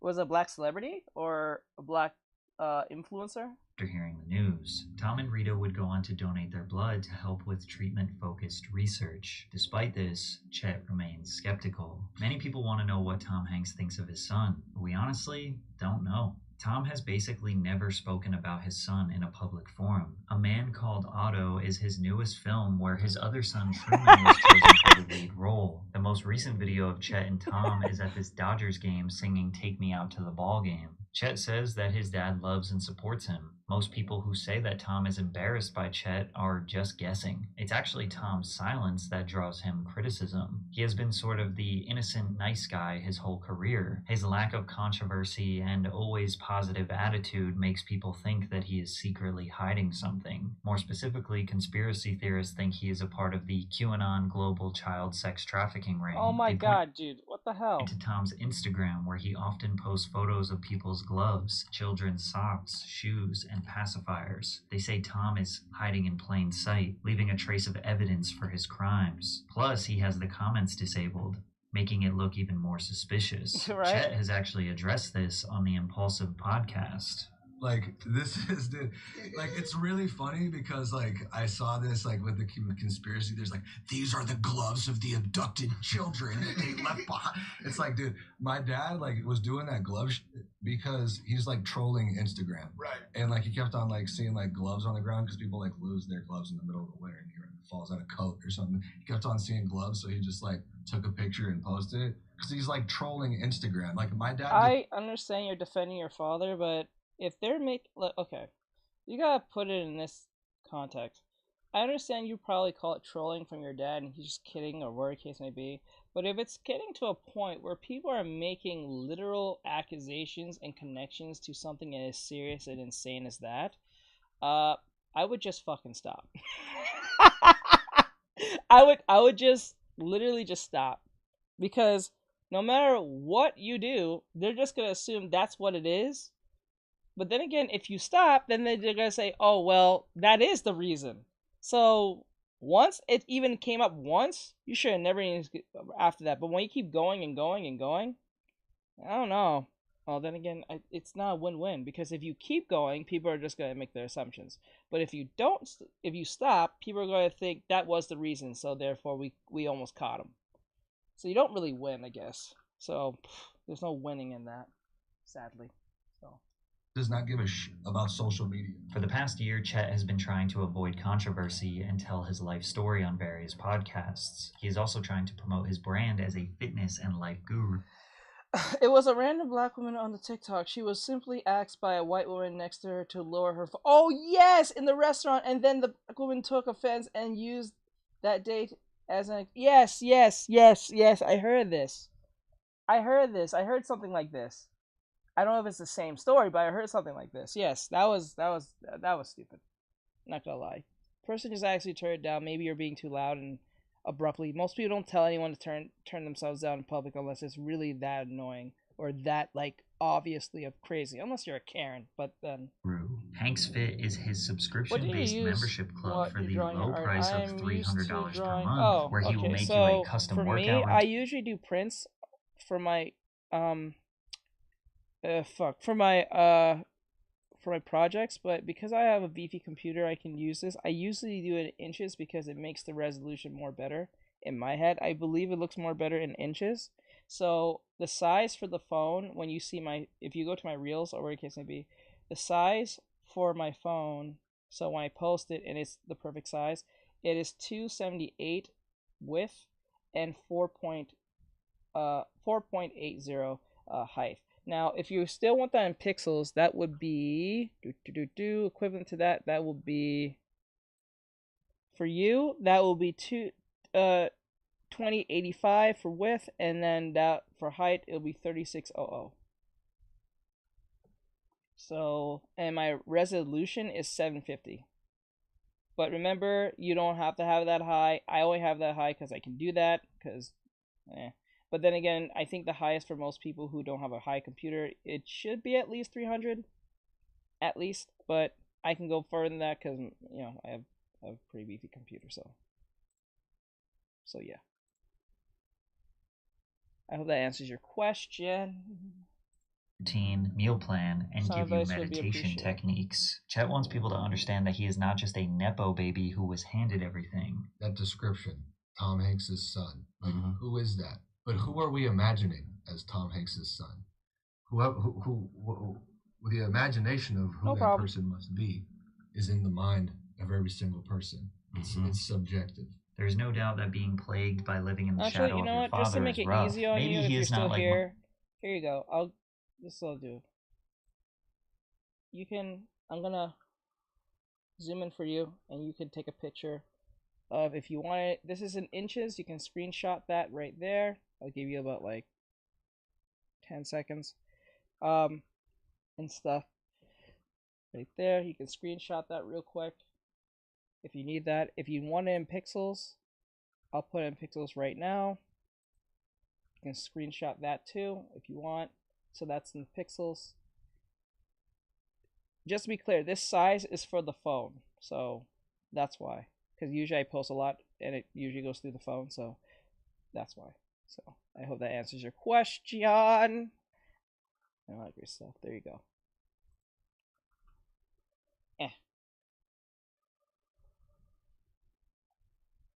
Most typical Hollywood kids that grew up with a silver spoon in his mouth, but he has gotten away with a lot of questionable behavior, and that is likely because of his celebrity status. However, Chet has not earned his own fame. He still has big shoes to fill. The harsh reality is, he's going to have to do something pretty remarkable if he wants to be known as Chet Hanks and not just Tom Hanks's son. I think I learned a lot from that commission. It makes me feel more confident in planes and know how to switch up between color using values. So because this feels more, I would say this is a more better looking painting style that I'm doing compared to what I used to do. I used to just guess my way through and just constantly just keep on brushing and brushing and brushing and brushing and hoping that this looks even semi-decent. Now, because of, I will have to thank Bean for this, because she technically forced me to do it, I feel more confident in my brushing and my painting styles. So I'm going to be doing more of that, and that's going to help a lot in the long run with my art style. Okay, so I'm going to stop here. I'll do one more video. We'll do one more video, then we go play Peak. We got one more video, and then we go play Peak. Okay? One more video. I just enjoy doing these reactions with you guys because it's fun, and I like hearing you guys' opinions when we're doing stuff together. Let me see. The beef of Pingu. I don't even want to go down that route because Pingu, I think it's fraud.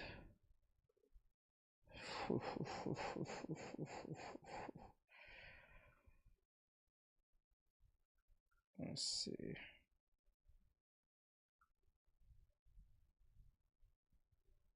Okay, let's go with this. This is safe. Oh, and when are we getting the X-Men? Okay, it says here, Marvel's big X-Men announcement explained by Screen Rant, I think. Screen Rant. So let's see what they have. This is about Marvel, so I don't think no one's going to say anything insane. I cannot tell you that. Hey, welcome back to Screen Crush. I'm Ryan Airy, and the X-Men are finally coming to the MCU. And I'm not talking about cameos from the old X-Men like Deadpool, Wolverine, and Professor X. Marvel just confirmed a mysterious new movie slated for December 2028, and Variety just confirmed that Jake Schreier is going to be the director of the film. So we're going to explain what this means, everything we know so far, and then Mike Lawrence, Colton Ogburn, and Tommy Bechtold and I are going to talk about exactly what the story of this new X-Men movie could be. And as I'll tell you guys later, I think that the biggest mistake that Kevin Feige made in the multiverse saga was because he had no idea what he was going to do with the X-Men. And we're also going to talk about Marvel's plans for Wolverine and why I think that they're making a huge mistake. First, I want to remind you guys, Screen Crush is on all your favorite podcast platforms, and at our merch store, we're also having a giant 20% off summer sale. You can find links for our products below, and if you sign up and become a member, you get free stuff. So starting off, let's just remember how we got here. The X-Men movie in 2000 was the first major Marvel super team to finally have a blockbuster release. What about Blade? Yes, Blade came first, but Blade was never a huge marquee Marvel hero. The X-Men were like the top-selling book in comics, and they were able to sell that concept to general movie audiences. The MCU would not exist without that Yes, X-Men it's all movie. Disney's fault. Yes, it is all Disney's fault. I have no problem. Yes, because the woke shit and all that stuff from before. They fucked the whole multiverse. You know how much money they would have made if they stayed on point and stayed on key with the multiverse. The time where Disney should have rebooted the franchise was the day Endgame happened. When they started pushing Endgame as like just, I wouldn't say a phase, but not as like a total chapter ending to the whole Tony Stark, Robert Downey, RDJ, and Chris Evans and all the and Chris Hemsworth. They should have ended it right there as soon as that happened, and then rebooted the whole thing in the next 3 years. Like, what should have happened is Endgame should have ended. That was in 2019. 2019, 2020, 21, 22, 23, 24. It's 2025. Last year should have been, or at least this year should have been, the new reboot.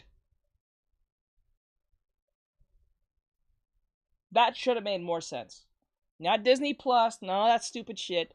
They should have never done that. As soon as Endgame came to an end, they should have waited 5 years, let everyone be away from Marvel for 5 straight years, let it sit, let it fester, let it let it just incubate on the fact that Marvel's done with that whole Infinity Saga, all that, and then start with a whole new thing. That's when they should have started the multiverse there.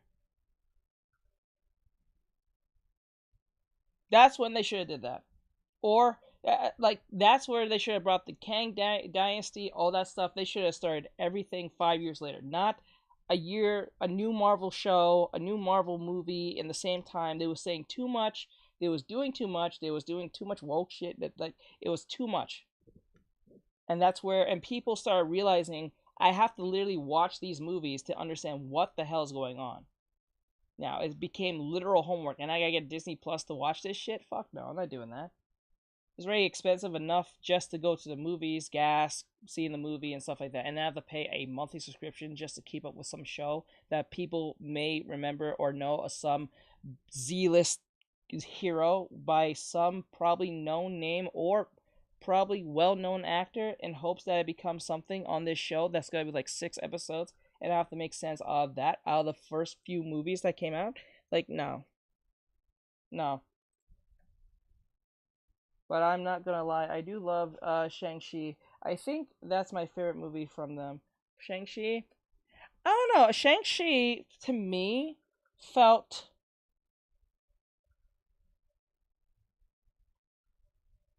It wasn't different for me. It just felt like a Marvel origin story type movie. It was just, that's it. It didn't feel like it was something different. It was different because it was an Asian actor, I think. It was an Asian focused led role, which is fine. Nothing's wrong with that. But like, it's like, I don't know.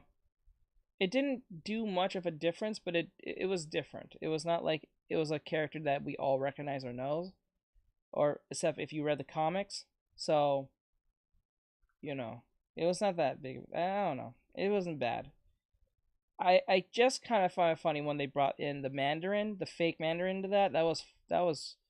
I didn't think that was even needed, much less that was funny. Also, that X-Men movie would not exist without X-Men the Animated Series. That film was created before Marvel Studios even existed. Back then, Marvel passed their characters to other movie studios, which meant that Fox could retain those rights as long as they kept making X-Men movies. And this is why the X-Men franchise was so uneven. Like, X2 is maybe the greatest superhero movie ever made, but then they rushed to end the franchise before it got too expensive so they could spin the heroes off into cheaper solo films. Then that tanked after X-Men Origins Wolverine, so they rebooted the franchise with a younger cast. But then that forced the production schedule to always have an X-Men movie in development, and that led to diminishing returns. And those last two X-Men films, the really bad ones, were released at the peak of the MCU, making most of us wish that Marvel would just get the damn rights back from 20th Century Fox, which they finally did when Disney bought the studio. And when Disney bought Fox, it was seen as a win for Marvel fans who just wanted to see the Fantastic Four and the X-Men join the other heroes in the Marvel Cinematic Universe.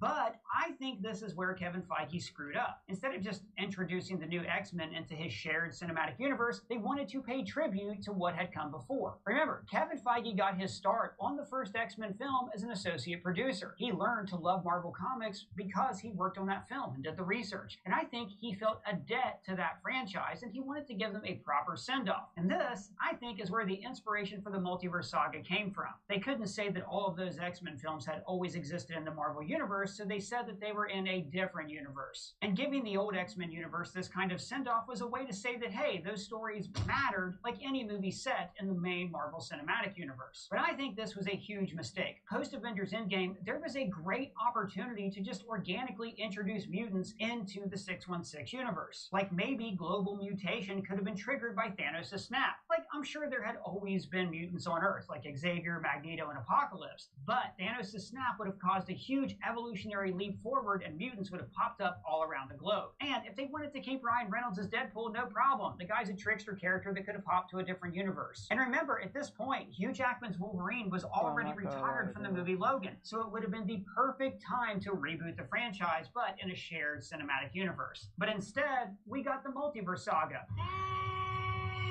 Hey, person, you used to always twitch when you said Multiverse Saga. It's getting a lot better. Ah, thanks, man. You guys have probably noticed that whenever I get super stressed or when I'm anxious, which I basically am all the time, I have these facial tics. Sometimes I blink one side of my face or I clench my jaw in these weird ways. It actually sounds harmless, but this kind of oral fixation habit is actually really destructive. It causes tooth damage, headaches, and it also just kind of looks weird when I'm making YouTube videos. I didn't think I'd ever be able to quit this bad habit cold turkey, and it turned out I was right. So instead, I replaced my face thing. Now, I am looking forward to seeing the X-Men. Yeah, I skipped that. That was a big commercial. And fight the Avengers and the Fantastic Four and Avengers Doomsday. That list of chairs included some surprising names, like Alan Cumming returning as Nightcrawler. And I'm sure these next Avengers films are going to be a great swan song for this cast. But let's face it, what we really wanted to see was a new group of X-Men who didn't have any of the baggage from that old universe interacting with Spider-Man and the Avengers. We want to see how Tony Stark would cope with the mutant problem. We want to see how Thunderbolt Ross would react to seeing mutants popping up in his country. And now, guys, that is finally happening. Variety has reported that Jake Schreier, who directed the Thunderbolts, will be the director of the X-Men. Now, Schreier showed us in the Thunderbolts that he could handle a large ensemble cast. And I think that movie, personally, I don't care how it did at the box office, that was the best Marvel movie since Guardians 3. The movie had humor, it had emotional weight and pathos, and all of that is perfect for the X-Men. Now, there's also rumors that Sadie Sink is being considered for Jean Grey, and that Julia Butters could be Kitty Pryde. Hell, I heard the other day that Sabrina Carpenter could be playing the Dazzler. Not to mention, there are already other mutants in the MCU, like Kamala Khan, Namor, and Mr. Immortal. And also, Daniel R.P. They keep trying to push this Kamala Khan character all the fucking time. It's not going to work. It's not going to happen. Same thing with Riri Williams. It's not going to work. Jay has claimed that Gambit will also be on this new X-Men team, which is interesting because Channing Tatum finally got to play the role in Deadpool and Wolverine. And he is going to reprise that role in Avengers Doomsday. So it seems like they'll want to go young with this new cast, to actually show them as students attending the school. But maybe there are older teachers and rogues like Wolverine and Gambit who could also be there. Oh, who's going to be Wolverine? Well, Kevin Feige has also said that they want Hugh Jackman to stay on as Wolverine for a long time, but that doesn't necessarily mean he'll be the Wolverine of the X-Men movies. Maybe he'll play a version of Old Man Logan in the dystopian future from the comics. But I'm joined by the smartest comic book people I know. We have comedian Mike Lawrence, Colton Ogburn, who's trapped in our TV when he doesn't know, so please don't tell him, and Tommy Bechtold, the guy who is always on break. So my big question out the gate, guys, is we've already seen most of the classic X-Men stories adapted, some adapted twice in the case of Dark Phoenix. So Mike, my question for you is like, what do you actually want to see them adapt in X-Men The New Class, as I've decided to call it? I mean, I want to see the opposite of what this panel looks like visually, and that's some variety. That would be nice. I think we all have decent beards, though. I mean, let's especially Tommy.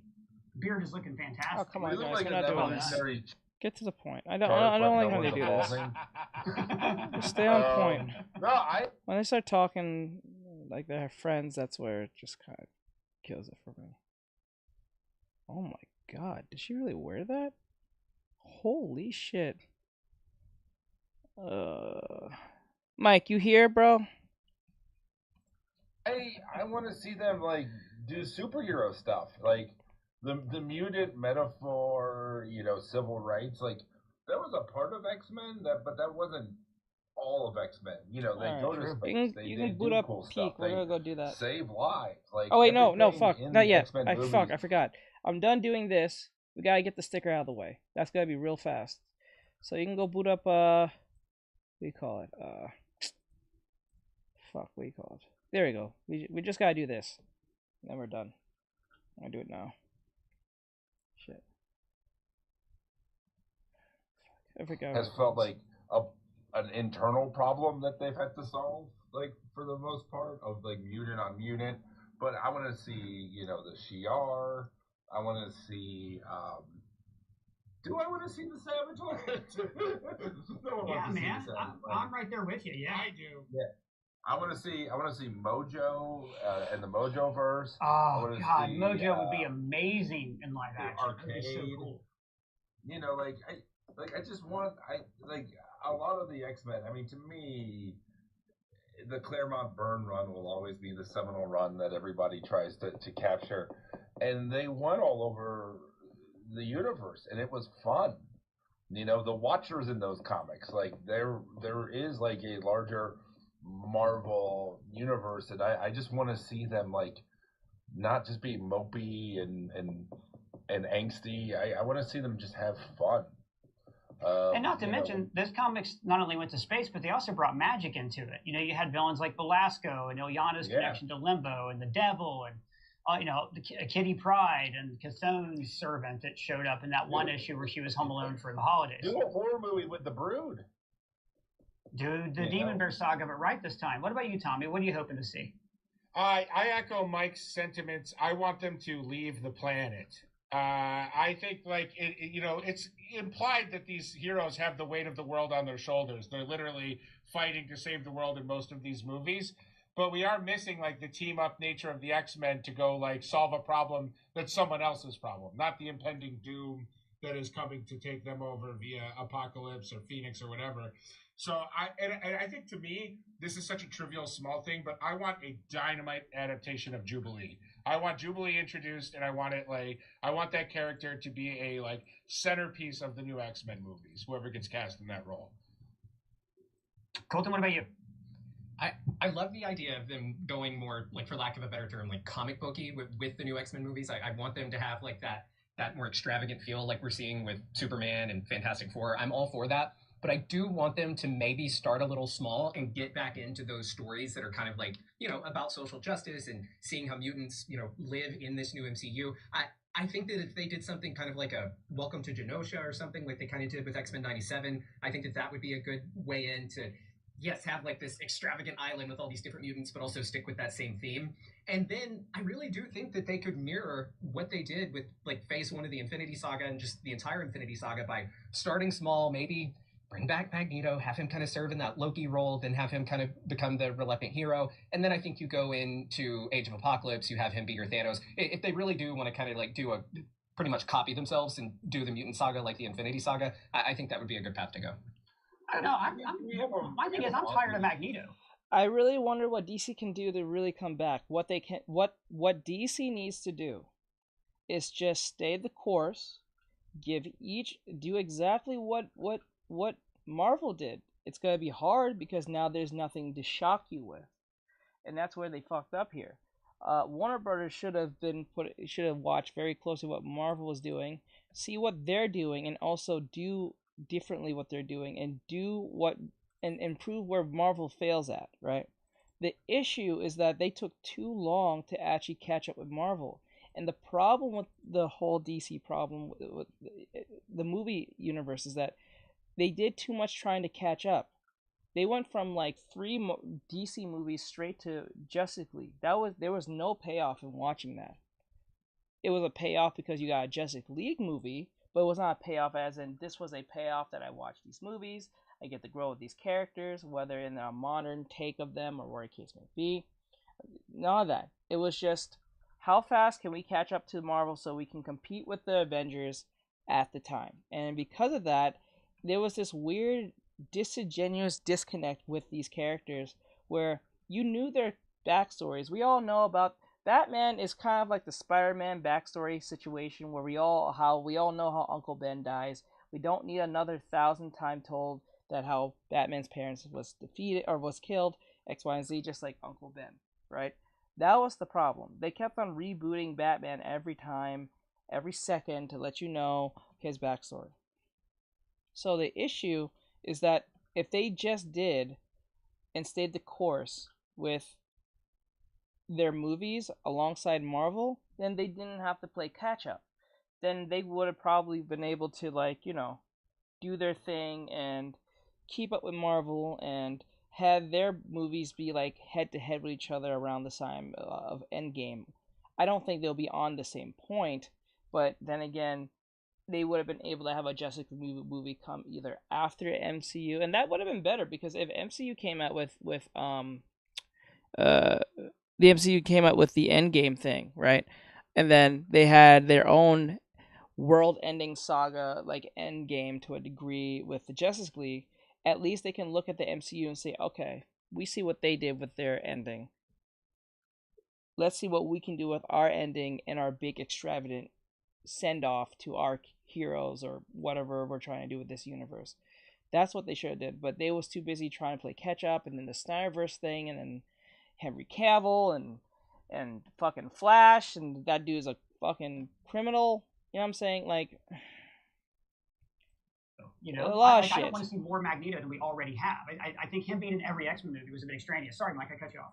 No, I was gonna say, like, can he be on the asteroid? Can he have the acolytes? Like, because my thing is, when people are like, I don't want to see Batman's parents die again. Like, see, I just said it. I just said it. Oh my god. I don't need to see again Holocaust flashbacks again with Magneto. He's not wrong. Like, that is a part of his character. There's so many other parts of his character also that are interesting and compelling. I kind of hope that they don't feel the need to do the origin for either Professor X or Magneto, because I kind of hope when they reset the universe, like in canon at the end of Secret Wars, I'd like to see Fassbender and McAvoy just come back and play the roles as if they were kind of always there. I think that'd be a good strand of continuity. I don't know what else they have to do in those roles, but I do like them in there. I think they're going to want a total clean breakthrough. I think they're probably going to get an older Charles. I know maybe not as old as like Bryan Cranston, who keeps getting thrown around as a name because he was bald in that show that one time. But I with you guys, I want to see something fantastical, but I also agree with Colton that like starting small and focusing on it being a school, maybe with a character like Jubilee, like Tommy said, is a really good way to go. But maybe they can start small in that circumstance, but then go to Mojo World or Face Arcade. I'm also a little bit tired of it always being who's the evil mutant of the week, because that's not always what the books were about. That's kind of where I'm landing on it. Mike, you brought up the Brood though, and one of my favorite X-Men storylines is actually after Byrne left, and it's when they're infected with brood eggs, and Kitty Pryde, who's pretty young, she's like 15 or 14 at the time, knows she's going to die, and it's this teenager who has to cope with death. And Wolverine's the only person who can. It's like this body horror that you just don't get, and that's really what makes the X-Men so cool, is that they can tap into all these different genres, all these different types of characters. Yeah, that it is like you can do space opera, you can do small horror, you could do psychological, you could do time travel stuff, like you could do an ancient Egyptian epic with apocalypse if you want, like you could do like fighting him in different time periods would be cool. Everyone wants Age of Apocalypse, But Until actual they get Age it. of Apocalypse with a different timeline completely, yeah. I don't want to see Magneto in the Holocaust. I want to see him fight Holocaust. Yeah, exactly. Tell me, what's up? I was going to say that everyone wants it until they get it, and then we got it, and it was not what we wanted. So now we have to do it again, but better. When we're talking about all the horror elements, I think we mentioned Arcade before, and there's certainly like this like terrifying X-Men movie to be told with Arcade messing with them, right? Like there is, to me, he always reminded me of almost like a Batman Rogues Gallery villain, where it's like there's this like, inherent evil torture element to him. Now I have a soft spot in my heart for Mojo because that is the #1 character that people on YouTube like to fan cast me as because he's also fat. So I guess if they bring Mojo to the big screen, that would give me a chance to play him. So I guess I'll also root for a Mojo movie. Tommy is a spineless one. And I love TV. I mean, Mojo, Nando V Movies did a great video a while back where he pitched Mojo as the villain of Deadpool 3, and I thought that would have been perfect because you have this character breaking the fourth wall, a character who's all about talking about ratings, and for the same reason Mojo always works so well on X-Men the Animated Series, where he could directly call out what they were in. They were in a Saturday morning cartoon show, and was able to do this meta commentary with it that I think would be perfect for Deadpool. So maybe he's in there too. What do you guys think about Jake Schreier as the director? I think he's perfect, and everything we just talked about with like the story that they're going to tell. I think more important than that is that they stay character focused, stay character centric. That is the most important parts of whatever they do. We saw that with the early phases of the MCU. We've heard James Gunn talk a lot about that with his new DCU, and so I'm really excited that they have the same director that did Thunderbolt so successfully. And sometimes I kind of shy away from when Marvel will like have a successful movie and then they take that director and they're like, oh yeah, he's directing the next 4 things. It's like, okay, pump your brakes. Yeah, I hate when they do that too. You'll get one good movie out one director, whether no name or not, and then they say, you know what, you're gonna do all of them. I'm like, no, don't. I don't think that's a good idea.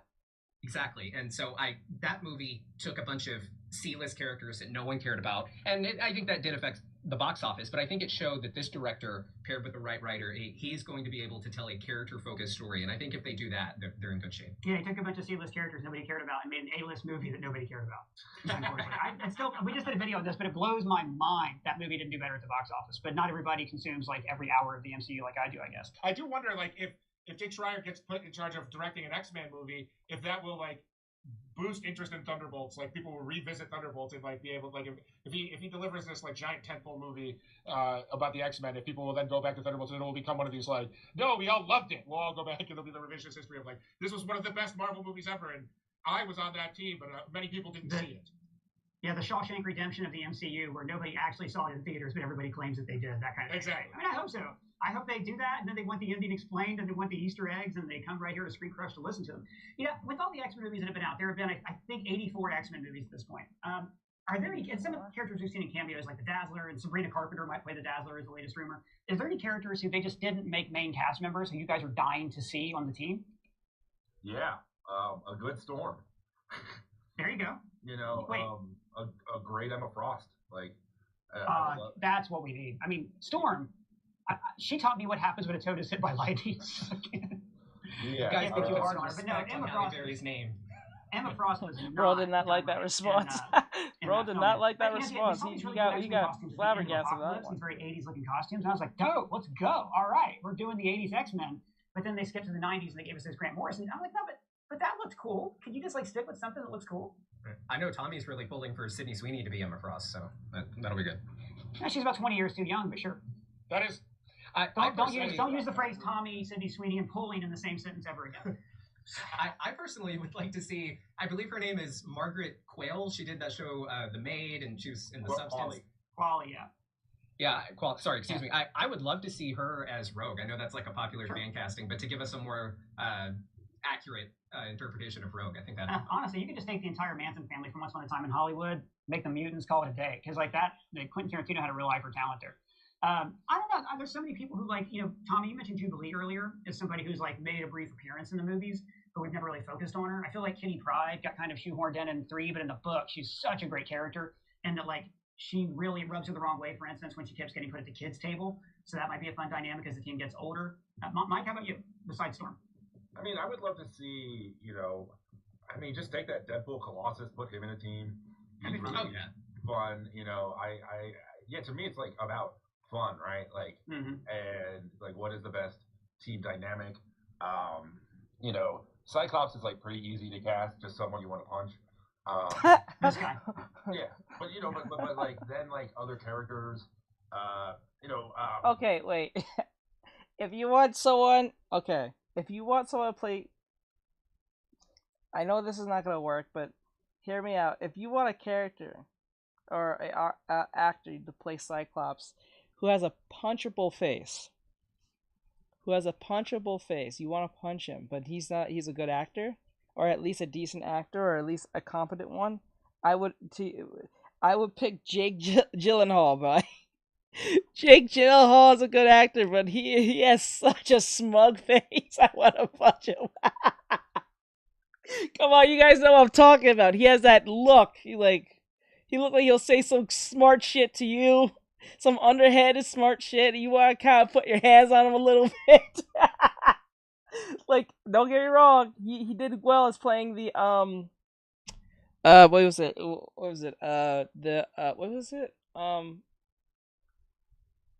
Oh my god, the fishbowl head from Spider-Man. I forgot his name.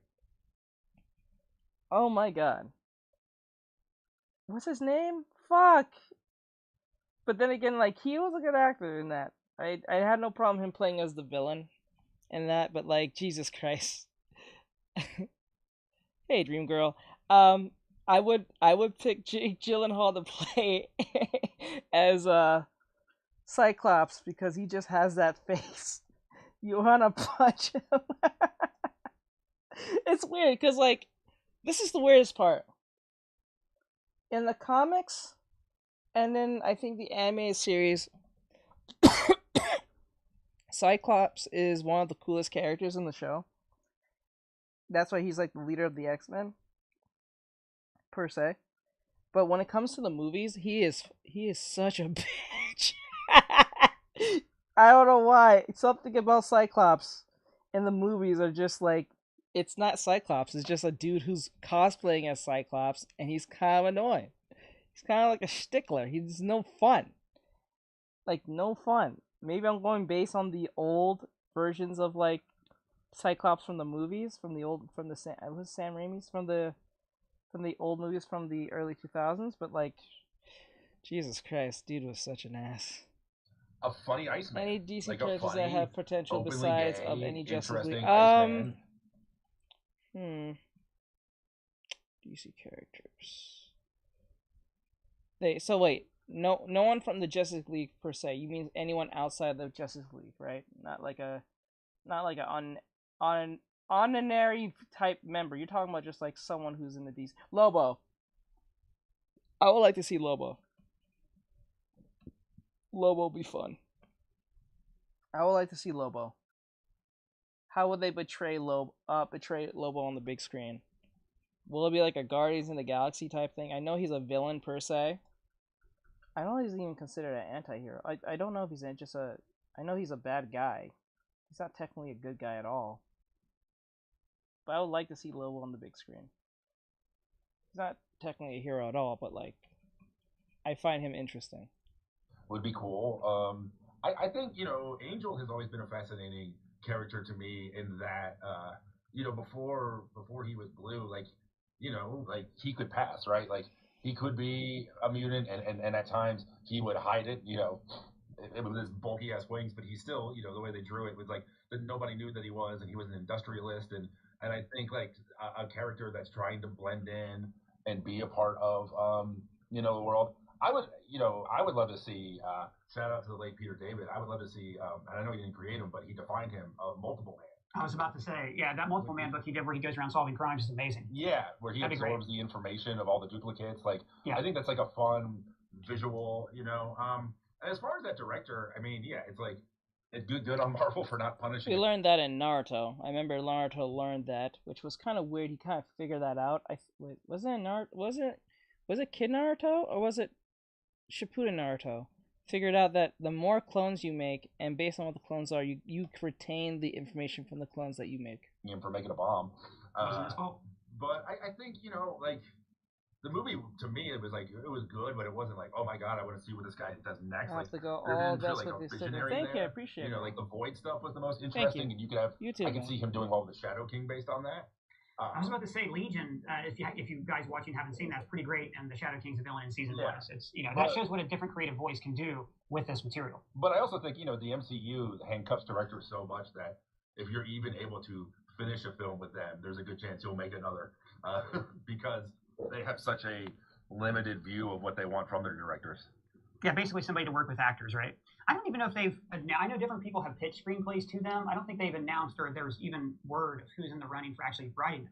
But then again, who needs a script these days, right? They just kind of go in guns a-blazing. What do you guys think about this Wolverine stuff here, where Kevin Feige said they want Hugh Jackman to keep coming back for as long as he can? What does that mean? What do you guys why think not? of that? Why the hell not? We have the rest of existence to do X-Men movies without Hugh Jackman as Wolverine. Why not? He's great as Wolverine. Just keep doing it till he's 90. He'll be dead one day, and then you can move on. I love Hugh Jackman as Wolverine. I say why not? Me too.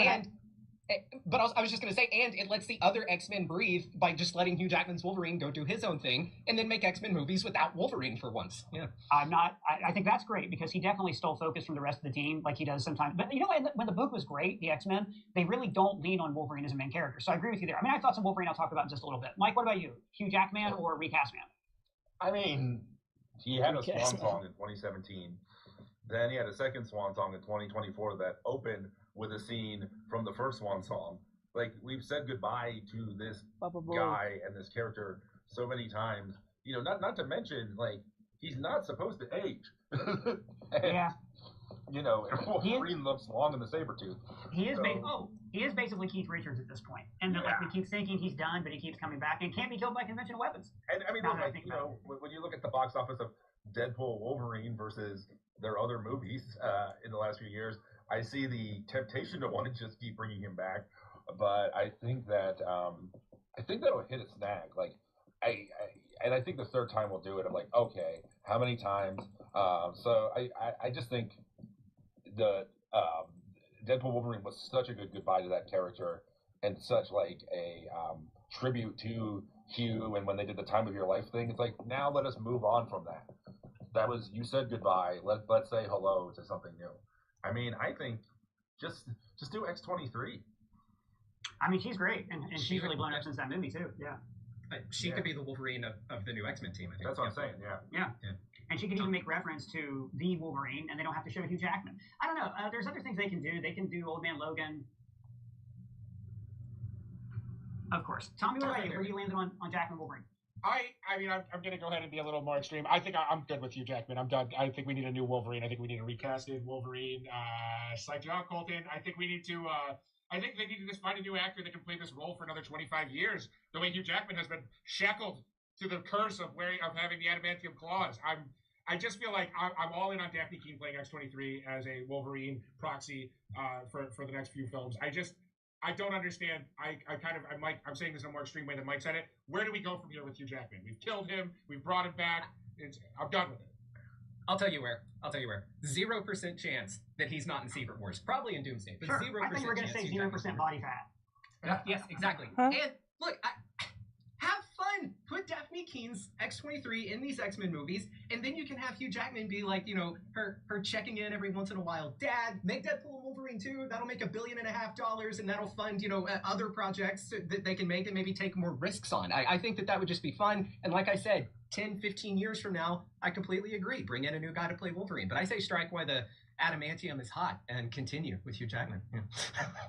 Well, guys, I do have to cut it off there, but I'm going to tell you guys what I think about Hugh Jackman coming back as Wolverine. Thanks, everybody, for joining me. Their links are below. And I got to tell you guys, I don't want to see Hugh Jackman keep coming back. If the MCU is going to grow and move forward, it has to develop new actors and a new, younger cast. Going back to that well of nostalgia again and again is going to make it run dry. And this franchise is going to end up like the Star Wars sequel trilogy. But that's just what I think. Give us a new Wolverine. Get Jeremy Allen White in there. Do something else. Do something fun. It doesn't have to be Hugh Jackman all the time. But let me know your thoughts down in the comments below. We're in our free to join Discord server. You can find me on Twitter, Blue Sky Threads, and all the different stuff. And if it's your first time here, please subscribe. Smash that bell for alerts. For Screen Crush, I'm Ryan Airy.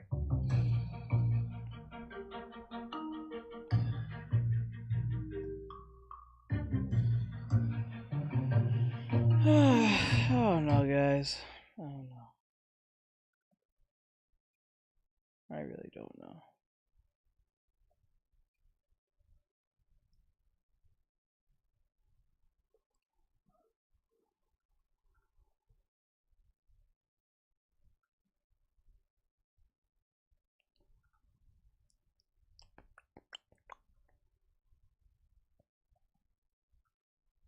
How $1 billion would ruin your life? How?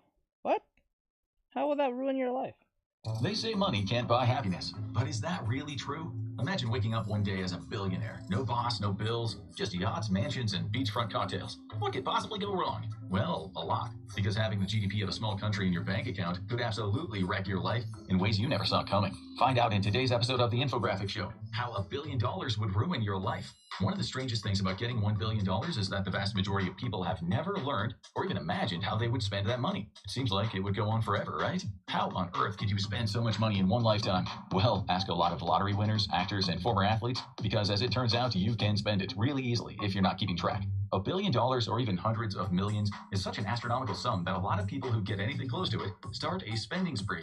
For example, actor Nicolas Cage earned hundreds of millions appearing in critically acclaimed movies like Raising Arizona, Moonstruck, and of course Con Air and the National Treasure series. But if you've noticed a shift in the quality of his films around the 2010s, you're not imagining things. Cage's spending was so extreme he managed to burn through his entire fortune and fast. He bought mansions, castles in Europe to renovate, a private jet, even when his financial advisors told him not to, and a whole collection of Ferraris, Lamborghinis, Bentleys, and 9 Rolls Royces. Rumors said that he had a full-time mechanic on staff to keep his fleet of luxury cars in the best condition. At one point, Cage dropped $276,000 on 2 albino king cobras. They weren't exactly friendly pets, and they spent most of their time trying to kill him. But instead of selling them, Cage went full Hollywood. He installed antidote serum on the walls of his home just in case anyone, including himself, got bitten. We're guessing most of his friends stopped coming over around that time. The party ended right around when the IRS pointed out that Cage still owed them $6.5 million, which he didn't have, and thus began the era of acting in anything for a paycheck in Cage's career. But not all once wealthy people went broke from wild hedonistic spending. Some gave it away, not out of recklessness but generosity. They poured millions into charitable causes and organizations they believed in, and in the end, they didn't lose their money, they gave it up. The problem is, you won't just spend your billions on luxuries or the causes you care about. You'll quickly find out that everyone you've ever known suddenly has an emergency that they need help with. Family, friends, neighbors, even strangers from your town. And somehow scammers have your number on speed dial. One of the saddest examples is Jack Whitaker. In 2002, he won the largest single-ticket lottery in U.S. history at the time, a $314 million Powerball jackpot in West Virginia, which would be nearly $563 million today, adjusted for inflation. Whitaker took a lump sum payout, and after taxes, he walked away with $113 million. He gave his cash to everyone, from religious organizations to waitresses and strangers that seemed like they needed help. I wouldn't do any of that shit. Keep your money, fuck them. $1 million of his winnings alone paid for the construction of 2 new churches. He bought the deli manager at the store where he bought his Powerball ticket, a new car, and a house. Whitaker might be one of the most generous lottery winners of all time. Unfortunately, word got around. Suddenly, people knew he was sitting on a lot of money and inundated him with requests for help. It was hard to say no when Whitaker was sitting on millions that he felt he didn't need. As he told ABC News, any place that I would go, they would come up. We went to a ball game, a basketball game, and we must have had 150 people come up to us, and it would be going right back to asking for money. Unfortunately, the problem didn't end with strangers asking for money. People suddenly launched endless, frivolous lawsuits against his contracting firm, hoping for a payday of their own. Jack Whitaker, increasingly frustrated by all of his circumstances and everything happening around him, started suing people as well. All in all, he ended up involved in 460 legal actions, which sounds exhausting, honestly. Some of the lawsuits against him seemed deserved. 3 female casino employees accused him of assault, for one. Whitaker also had some issues with alcohol and gambling, but his vices really took off after he won an insane amount of money. He was arrested twice for driving under the influence. The effects of his win touched his family as well. Whitaker's wife left him dealing with his worsening alcoholism, gambling problems, and multiple stories of cheating. His granddaughter, Brandy Bragg, died of a drug overdose. Whitaker claimed friends had wanted her for her money and not for her good personality. Unfortunately, problems like that aren't limited to Whitaker. Once people become instantly rich, it's really hard to find out who your friends are. Sometimes, even your family members seem to change overnight. One study by Merrill Lynch found out that nearly half of multimillionaires regularly give I honestly believe the people that you're friends with is the people who currently was there before you. I don't think you should make any more friends after that. I think once you become famous, or in case maybe and make money, and you're making it enough that people know who you are, I think you should just give it to the people who deal with you from day one and actually treat you like a good human being from that point, because it'll be worthy of rewarding them at that point or so. So I think that's the best course of action. So not only that, it just limits most of the people that you have to give money to, but you don't have to. You will feel good in yourself that you help them with whatever that's going on with them, but don't let them use you, because some people do change when they figure out your situation. So be very smart on that too. So just don't give away the money or do that just because you've been with them for so long. Some people literally just change and want to take an opportunity from you. So that's just how things go. So money away to family members, including not only adult children, but siblings, parents, and even cousins. Of course, the study did point out that a lot of this was due to the generally tough economy wage-wise, but the researchers still ended up giving these multi-millionaires an apt nickname, the family bank. And the problem is, it's not just your family who's going to try to relieve you of the money you made. Sometimes it can be the very people who are in charge of managing your money in the first place. There are countless stories of ultra-rich people being completely scammed by their money managers, business managers, or financial planners. See, the problem with having $1 billion is that there are a lot of moving parts to keep track of. Funds, investments, portfolios. And when people are looking after hundreds of millions or billions of dollars, the urge to dip into those funds can sometimes win out, especially when they know that someone with billions is unlikely to notice 20 million or so going missing. Mike Tyson famously ran through a $400 million fortune by, yes, recklessly spending, but also alleged theft from his former promoter, Don King. We say alleged because, well, Tyson's lawsuit against King was settled out of court, but Tyson did receive $14 million as part of that settlement, so apparently there was some merit to Tyson's claim. In the 1990s, stockbroker to the stars Dana Giacchetto worked with A-list celebrities and ultra-rich people, including Leonardo DiCaprio, Cameron Diaz, Ben Stiller, and Ben Affleck, often hanging out and partying with him in addition to handling their investments. That is, until he was arrested for stealing $10 million from his clients in 2000. He was later charged with wire fraud and then died. Lisa Marie Presley sued her financial manager, Barry Siegel, for wasting $100 million of her trust from her dad, Elvis, leaving her with just $14,000 in the account and over $500,000 in credit card debt. You may have heard of Kenneth Starr, financial advisor to Martin Scorsese, Al Pacino, and Sylvester Stallone, amongst others. Let's just say that he looked after a lot of rich celebrities. He decided to invest his clients' money into a condo for himself on the Upper East Side of Manhattan, one worth $7 million. And as you might imagine, his clients were not impressed and immediately called their lawyers, but the damage had been done. But of course, you would never hire a money manager or anything of the kind. You can just handle the money yourself or put it in the bank. The problem is, the richer you get, the harder that is to do in practice. First of all, the FDIC only insures bank deposits up to $250,000. You can go to private banks that insure more than that amount, but that all comes with a lot of extra considerations. Second, keeping your money in a bank means that you'll get almost no return on it. Inflation will make the value of your savings decrease over time. And worst of all, depositing something like $1 billion in a bank attracts a lot of attention from the government. A lot of regulatory bodies are suddenly going to be keeping a very close eye on you. Not to mention, suddenly getting a huge amount of money also attracts attention from people who would like to violently take it away from you.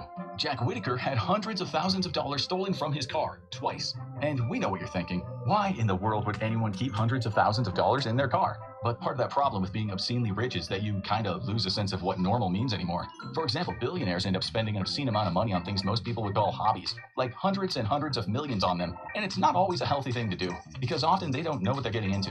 Larry Ellison, the co-founder of Oracle, likes tennis. He likes tennis so much that he decided to spend $100 million on buying the Indian Wells tennis tournament. He also bought a 249-acre estate in the area so he would always have a place to stay when the tournament was taking place. Of course, these big purchasing decisions don't always go so well for the ultra-rich, and it's occasionally the reason that they might find themselves not so rich anymore.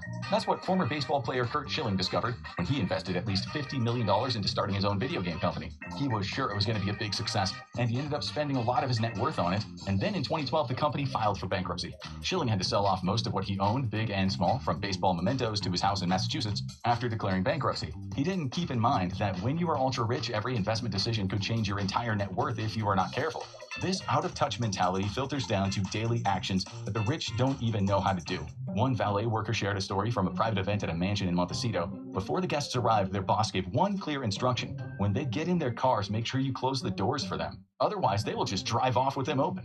They were just so used to having everything done for them, they forgot how car doors work. And while stories like these make for funny anecdotes, who cares if you don't know how to close a car door or not? It's not going to ruin your life. Being out of touch can make you somewhat of a worse person in society.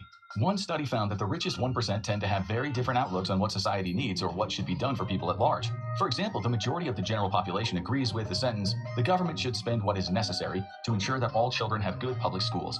But amongst the richest 1%, only a third of them agreed with that statement. And this may be the direct result of their financial status. After all, if you have $1 billion, what do you care about public schools? You're sending your kid to private school, and so should everyone else. And the worst impact on your personal life might not just be from how selfish you become regarding people around you, but something else entirely. The hit your love life will take. Sure, as a billionaire, you'll definitely have a lot of people vying for your attention, and almost none of them would be interested in you as a person. Clay Cockrell, a psychotherapist that specializes in the ultra-high net worth individual, says that people wonder all the time how billionaires could possibly be unhappy. But he hears it all, and most of it comes down to the complete lack of trust and deep suspicion that billionaires have for others. What would it be like if you couldn't trust those close to you, Cockrell writes? Or if you looked at any new person in your life with deep suspicion? Are people only after you for your money? Probably. Is it any wonder that so many rich people end up befriending and dating only each other? Unfortunately, that also severely narrows... It's true. They only date amongst each other. There's a reason for that. I said this the other day. The celebrities only date amongst each other. They don't date other people very rarely. It's very rare they ever date like a normal person. It's very rare. Your dating pool. If the only people you feel comfortable dating are other billionaires, or at worst multimillionaires with family money, even when it comes to your friendships, a lot of those can suffer. Huge amounts of wealth can make relationships with people that don't have that wealth very awkward. Let's say you want to go to a restaurant. Your friends suggest going to the Olive Garden on Saturday. You want to try out the new 2-star Michelin spot, or maybe you want to go on vacation. Your friends suggest booking a 3-star hotel in Fort Lauderdale, and meanwhile you're thinking about taking the yacht to St. Tropez. If you always go along with what your friends can afford, frustration will creep in. You can indulge in the more expensive and often better things. 5-star dinners, exotic vacations, once-in-a-lifetime experiences, but they can't. If you start living the billionaire lifestyle, you'll need to find wealthier friends and leave your old ones behind. But maybe you can just treat your friends. Surely everyone will be happy then. While that sounds like a great idea, friendship dynamics can really get messed up when you're constantly paying for everyone else. If your friends are getting free stuff, it might start to feel like the default setting in your social circle. And that's how the ultra-rich wind up surrounded by yes-men afraid to rock the boat. Or the multi-million-dollar yacht. No one gives them any real advice. No one tells them the truth. One wrong word could mean getting cut out from the inner circle and losing the perks that come with it. Not to mention, you're probably going to start distancing yourself from a lot of your friends once you're a billionaire. According to the Harvard Business Review, as we grow wealthier, we value independence more and social connectedness less. Multiple studies have found that rich people are less generous, even though they have way more money, and they're more isolated. Two factors that may be related. People become more isolated both because a sense of competition and selfishness sets in while chasing wealth and status, and because when we're poor, we need a strong community around us to survive. But when you're a billionaire, the people that were your support system now become unnecessary drains on your time that you could spend working to make more money. Because the other weird finding about super rich people is that they have almost no free time, in the US at least. There's been a disturbing trend amongst the richest American men. They have become the world's workaholics. Between 1985 and 2010, college-educated men lost 2.5 hours of leisure time per week on average. And it's not necessarily because they have to work so long, but rather, as economist Robert Frank says, building wealth to... Nothing. I'm about to finish. We're about to finish. Yo, what's good? Them is a creative process and the closest thing they have to fun, which sounds depressing. The wealthiest men in America work 60 to 80 hours a week, and they have 3 weeks of vacation on average, which averages out to just over 3,400 hours a year. Weirdly, middle-class Americans work significantly less than that, as do rich men in European countries, especially the ones that rank highly in the universal happiness scales, like Sweden and Denmark. But at least with all that work and money, billionaires must be having the time of their lives, right? Well, that is if they haven't fallen into the trap of destroying their social circle. Maybe. Because as many researchers and a Harvard study found, the biggest predictor of health and happiness in a human being is the quality and number of their close relationships. Close relationships, more than money or fame, are what keep people happy throughout their lives. They are better predictors than IQ or even social class. Loneliness was even compared to big killers like smoking and alcoholism, in terms of the number of years it takes off of a person's life, and the general decrease in satisfaction it causes. Of course, it's not all bad news, since many billionaires do manage to live a happy life. If you just hold on your ideals, have a really good support system, and generally stay grounded, you could do just fine. Take Warren Buffett, for example. He runs one of the most successful companies on the planet, Berkshire Hathaway, and he still lives in the same Omaha house that he bought for $31,500 back in 1958. Okay, so now it's worth between 1.2 and 1.5 million, but that's nothing compared to the value of most billionaires' home real estate. Bill Gates' 66,000 square foot Washington estate is worth $127 million. Seems that Buffett is focusing on everything science says gives you an actual happy life. He once gave students the following advice: do something you enjoy all your life. He followed it up by recommending people keep good relationships in their lives, saying be associated with the people you like. I only work with people I like. If I can make $100 million with a guy who causes my stomach to churn, I'd say no. Then again, if you were to suddenly get $1 billion, you'd also have to deal with the biggest problem most instant multimillionaires and billionaires don't expect: their complete and sudden loss of identity and purpose. Everything you do, so much of what defines you, your job, your hobbies, your home, your town, your social circle, can and most likely will change overnight. Your life will go from hanging out with a group of friends and relatives and some coworkers to suddenly being in social circles with a bunch of new people, most of whom have no empathy and all of whom don't really trust you. You'll let go of your former community, let go of your old job, and replace it with either no work at all, because why would you work? Or if you suddenly got $1 billion through some new tech company that you came up with, you'll overwork to the point of exhaustion, isolation, and depression. Not to mention you'll be instantly able to buy anything and everything you want. But it turns out that that's not so great either. Almost nothing you buy with your sudden influx of money will bring you the same happiness it once did. And that's not just a theory. Scientists at Stanford University, including assistant professor of psychiatry and behavioral science Nir Eshel, ran studies to understand why people tended to really value, even overvalue the things they got as a result of big efforts and hard work. They found out that the human brain is hardwired to release high amounts of dopamine after achieving something due to hard work, rather than having it come easily. Eshel explains why this may happen as follows. In an environment with limited resources, when we typically get rewarded only after really hard work, we may need high dopamine secretion to get us to do it again. So before you become a billionaire, were you saving up for a really cool guitar that you could play? Well, you just bought 5 of them signed by rock legends with a single phone call. Were you putting away some money every month for a 1-week trip to Paris? Yawn, your friends were just in Paris yesterday, and they're going to Beijing tomorrow because honestly, Paris is so overrated right now. But if you still really want to visit, you'll ask your private jet pilot to meet you at the airport in an hour and take you there. Maybe that's why so many billionaires are constantly on an endless quest for more and more. Even after securing enough generational wealth to last centuries, at some point it's not just about the money anymore, it's about filling a void. Because when you can buy anything, purpose and joy suddenly become a lot harder to find. So now you know the dark side of extreme wealth. But do you think you've got what it takes to come out the other side smiling? Watch how to actually spend your lottery winnings and learn how to turn a jackpot into smart choices. Or click on this video instead. Alright, I'm done here. So with that said, I'm going to let you guys go. I'm pretty much done. There's nothing left for me to do. I did the... We're going to go and play Peak now. So, yeah. So I did what I needed to do. I made my sticker. So those of you who are wondering what was going on here, was making my sticker here for TikTok and YouTube and stuff like for my Redbubble. So if you want to get the sticker, I'll be posting it after the stream is over. I already have it ready to go. I might even just post it now. It'll be on Redbubble. It's only $1. You can go get it. Link in bio, all that stuff. I have Sukanare in there. This is Itadori. So like, this is Itadori. We got Sukanare in there. So if you want to go get them now. It's only $1, or I think the max $2. So go get your sticker now of Itadori, of my chibi heads. So with that said, have a great night, and I'm gonna go play Peak with my mods. We're gonna go stream that on Twitch and TikTok, probably even YouTube. So we'll see how that goes. I think mainly just on TikTok, but we'll see how that goes. So with that said, I'll see you guys in the next one. Later, guys. Bye-bye. See you on stream.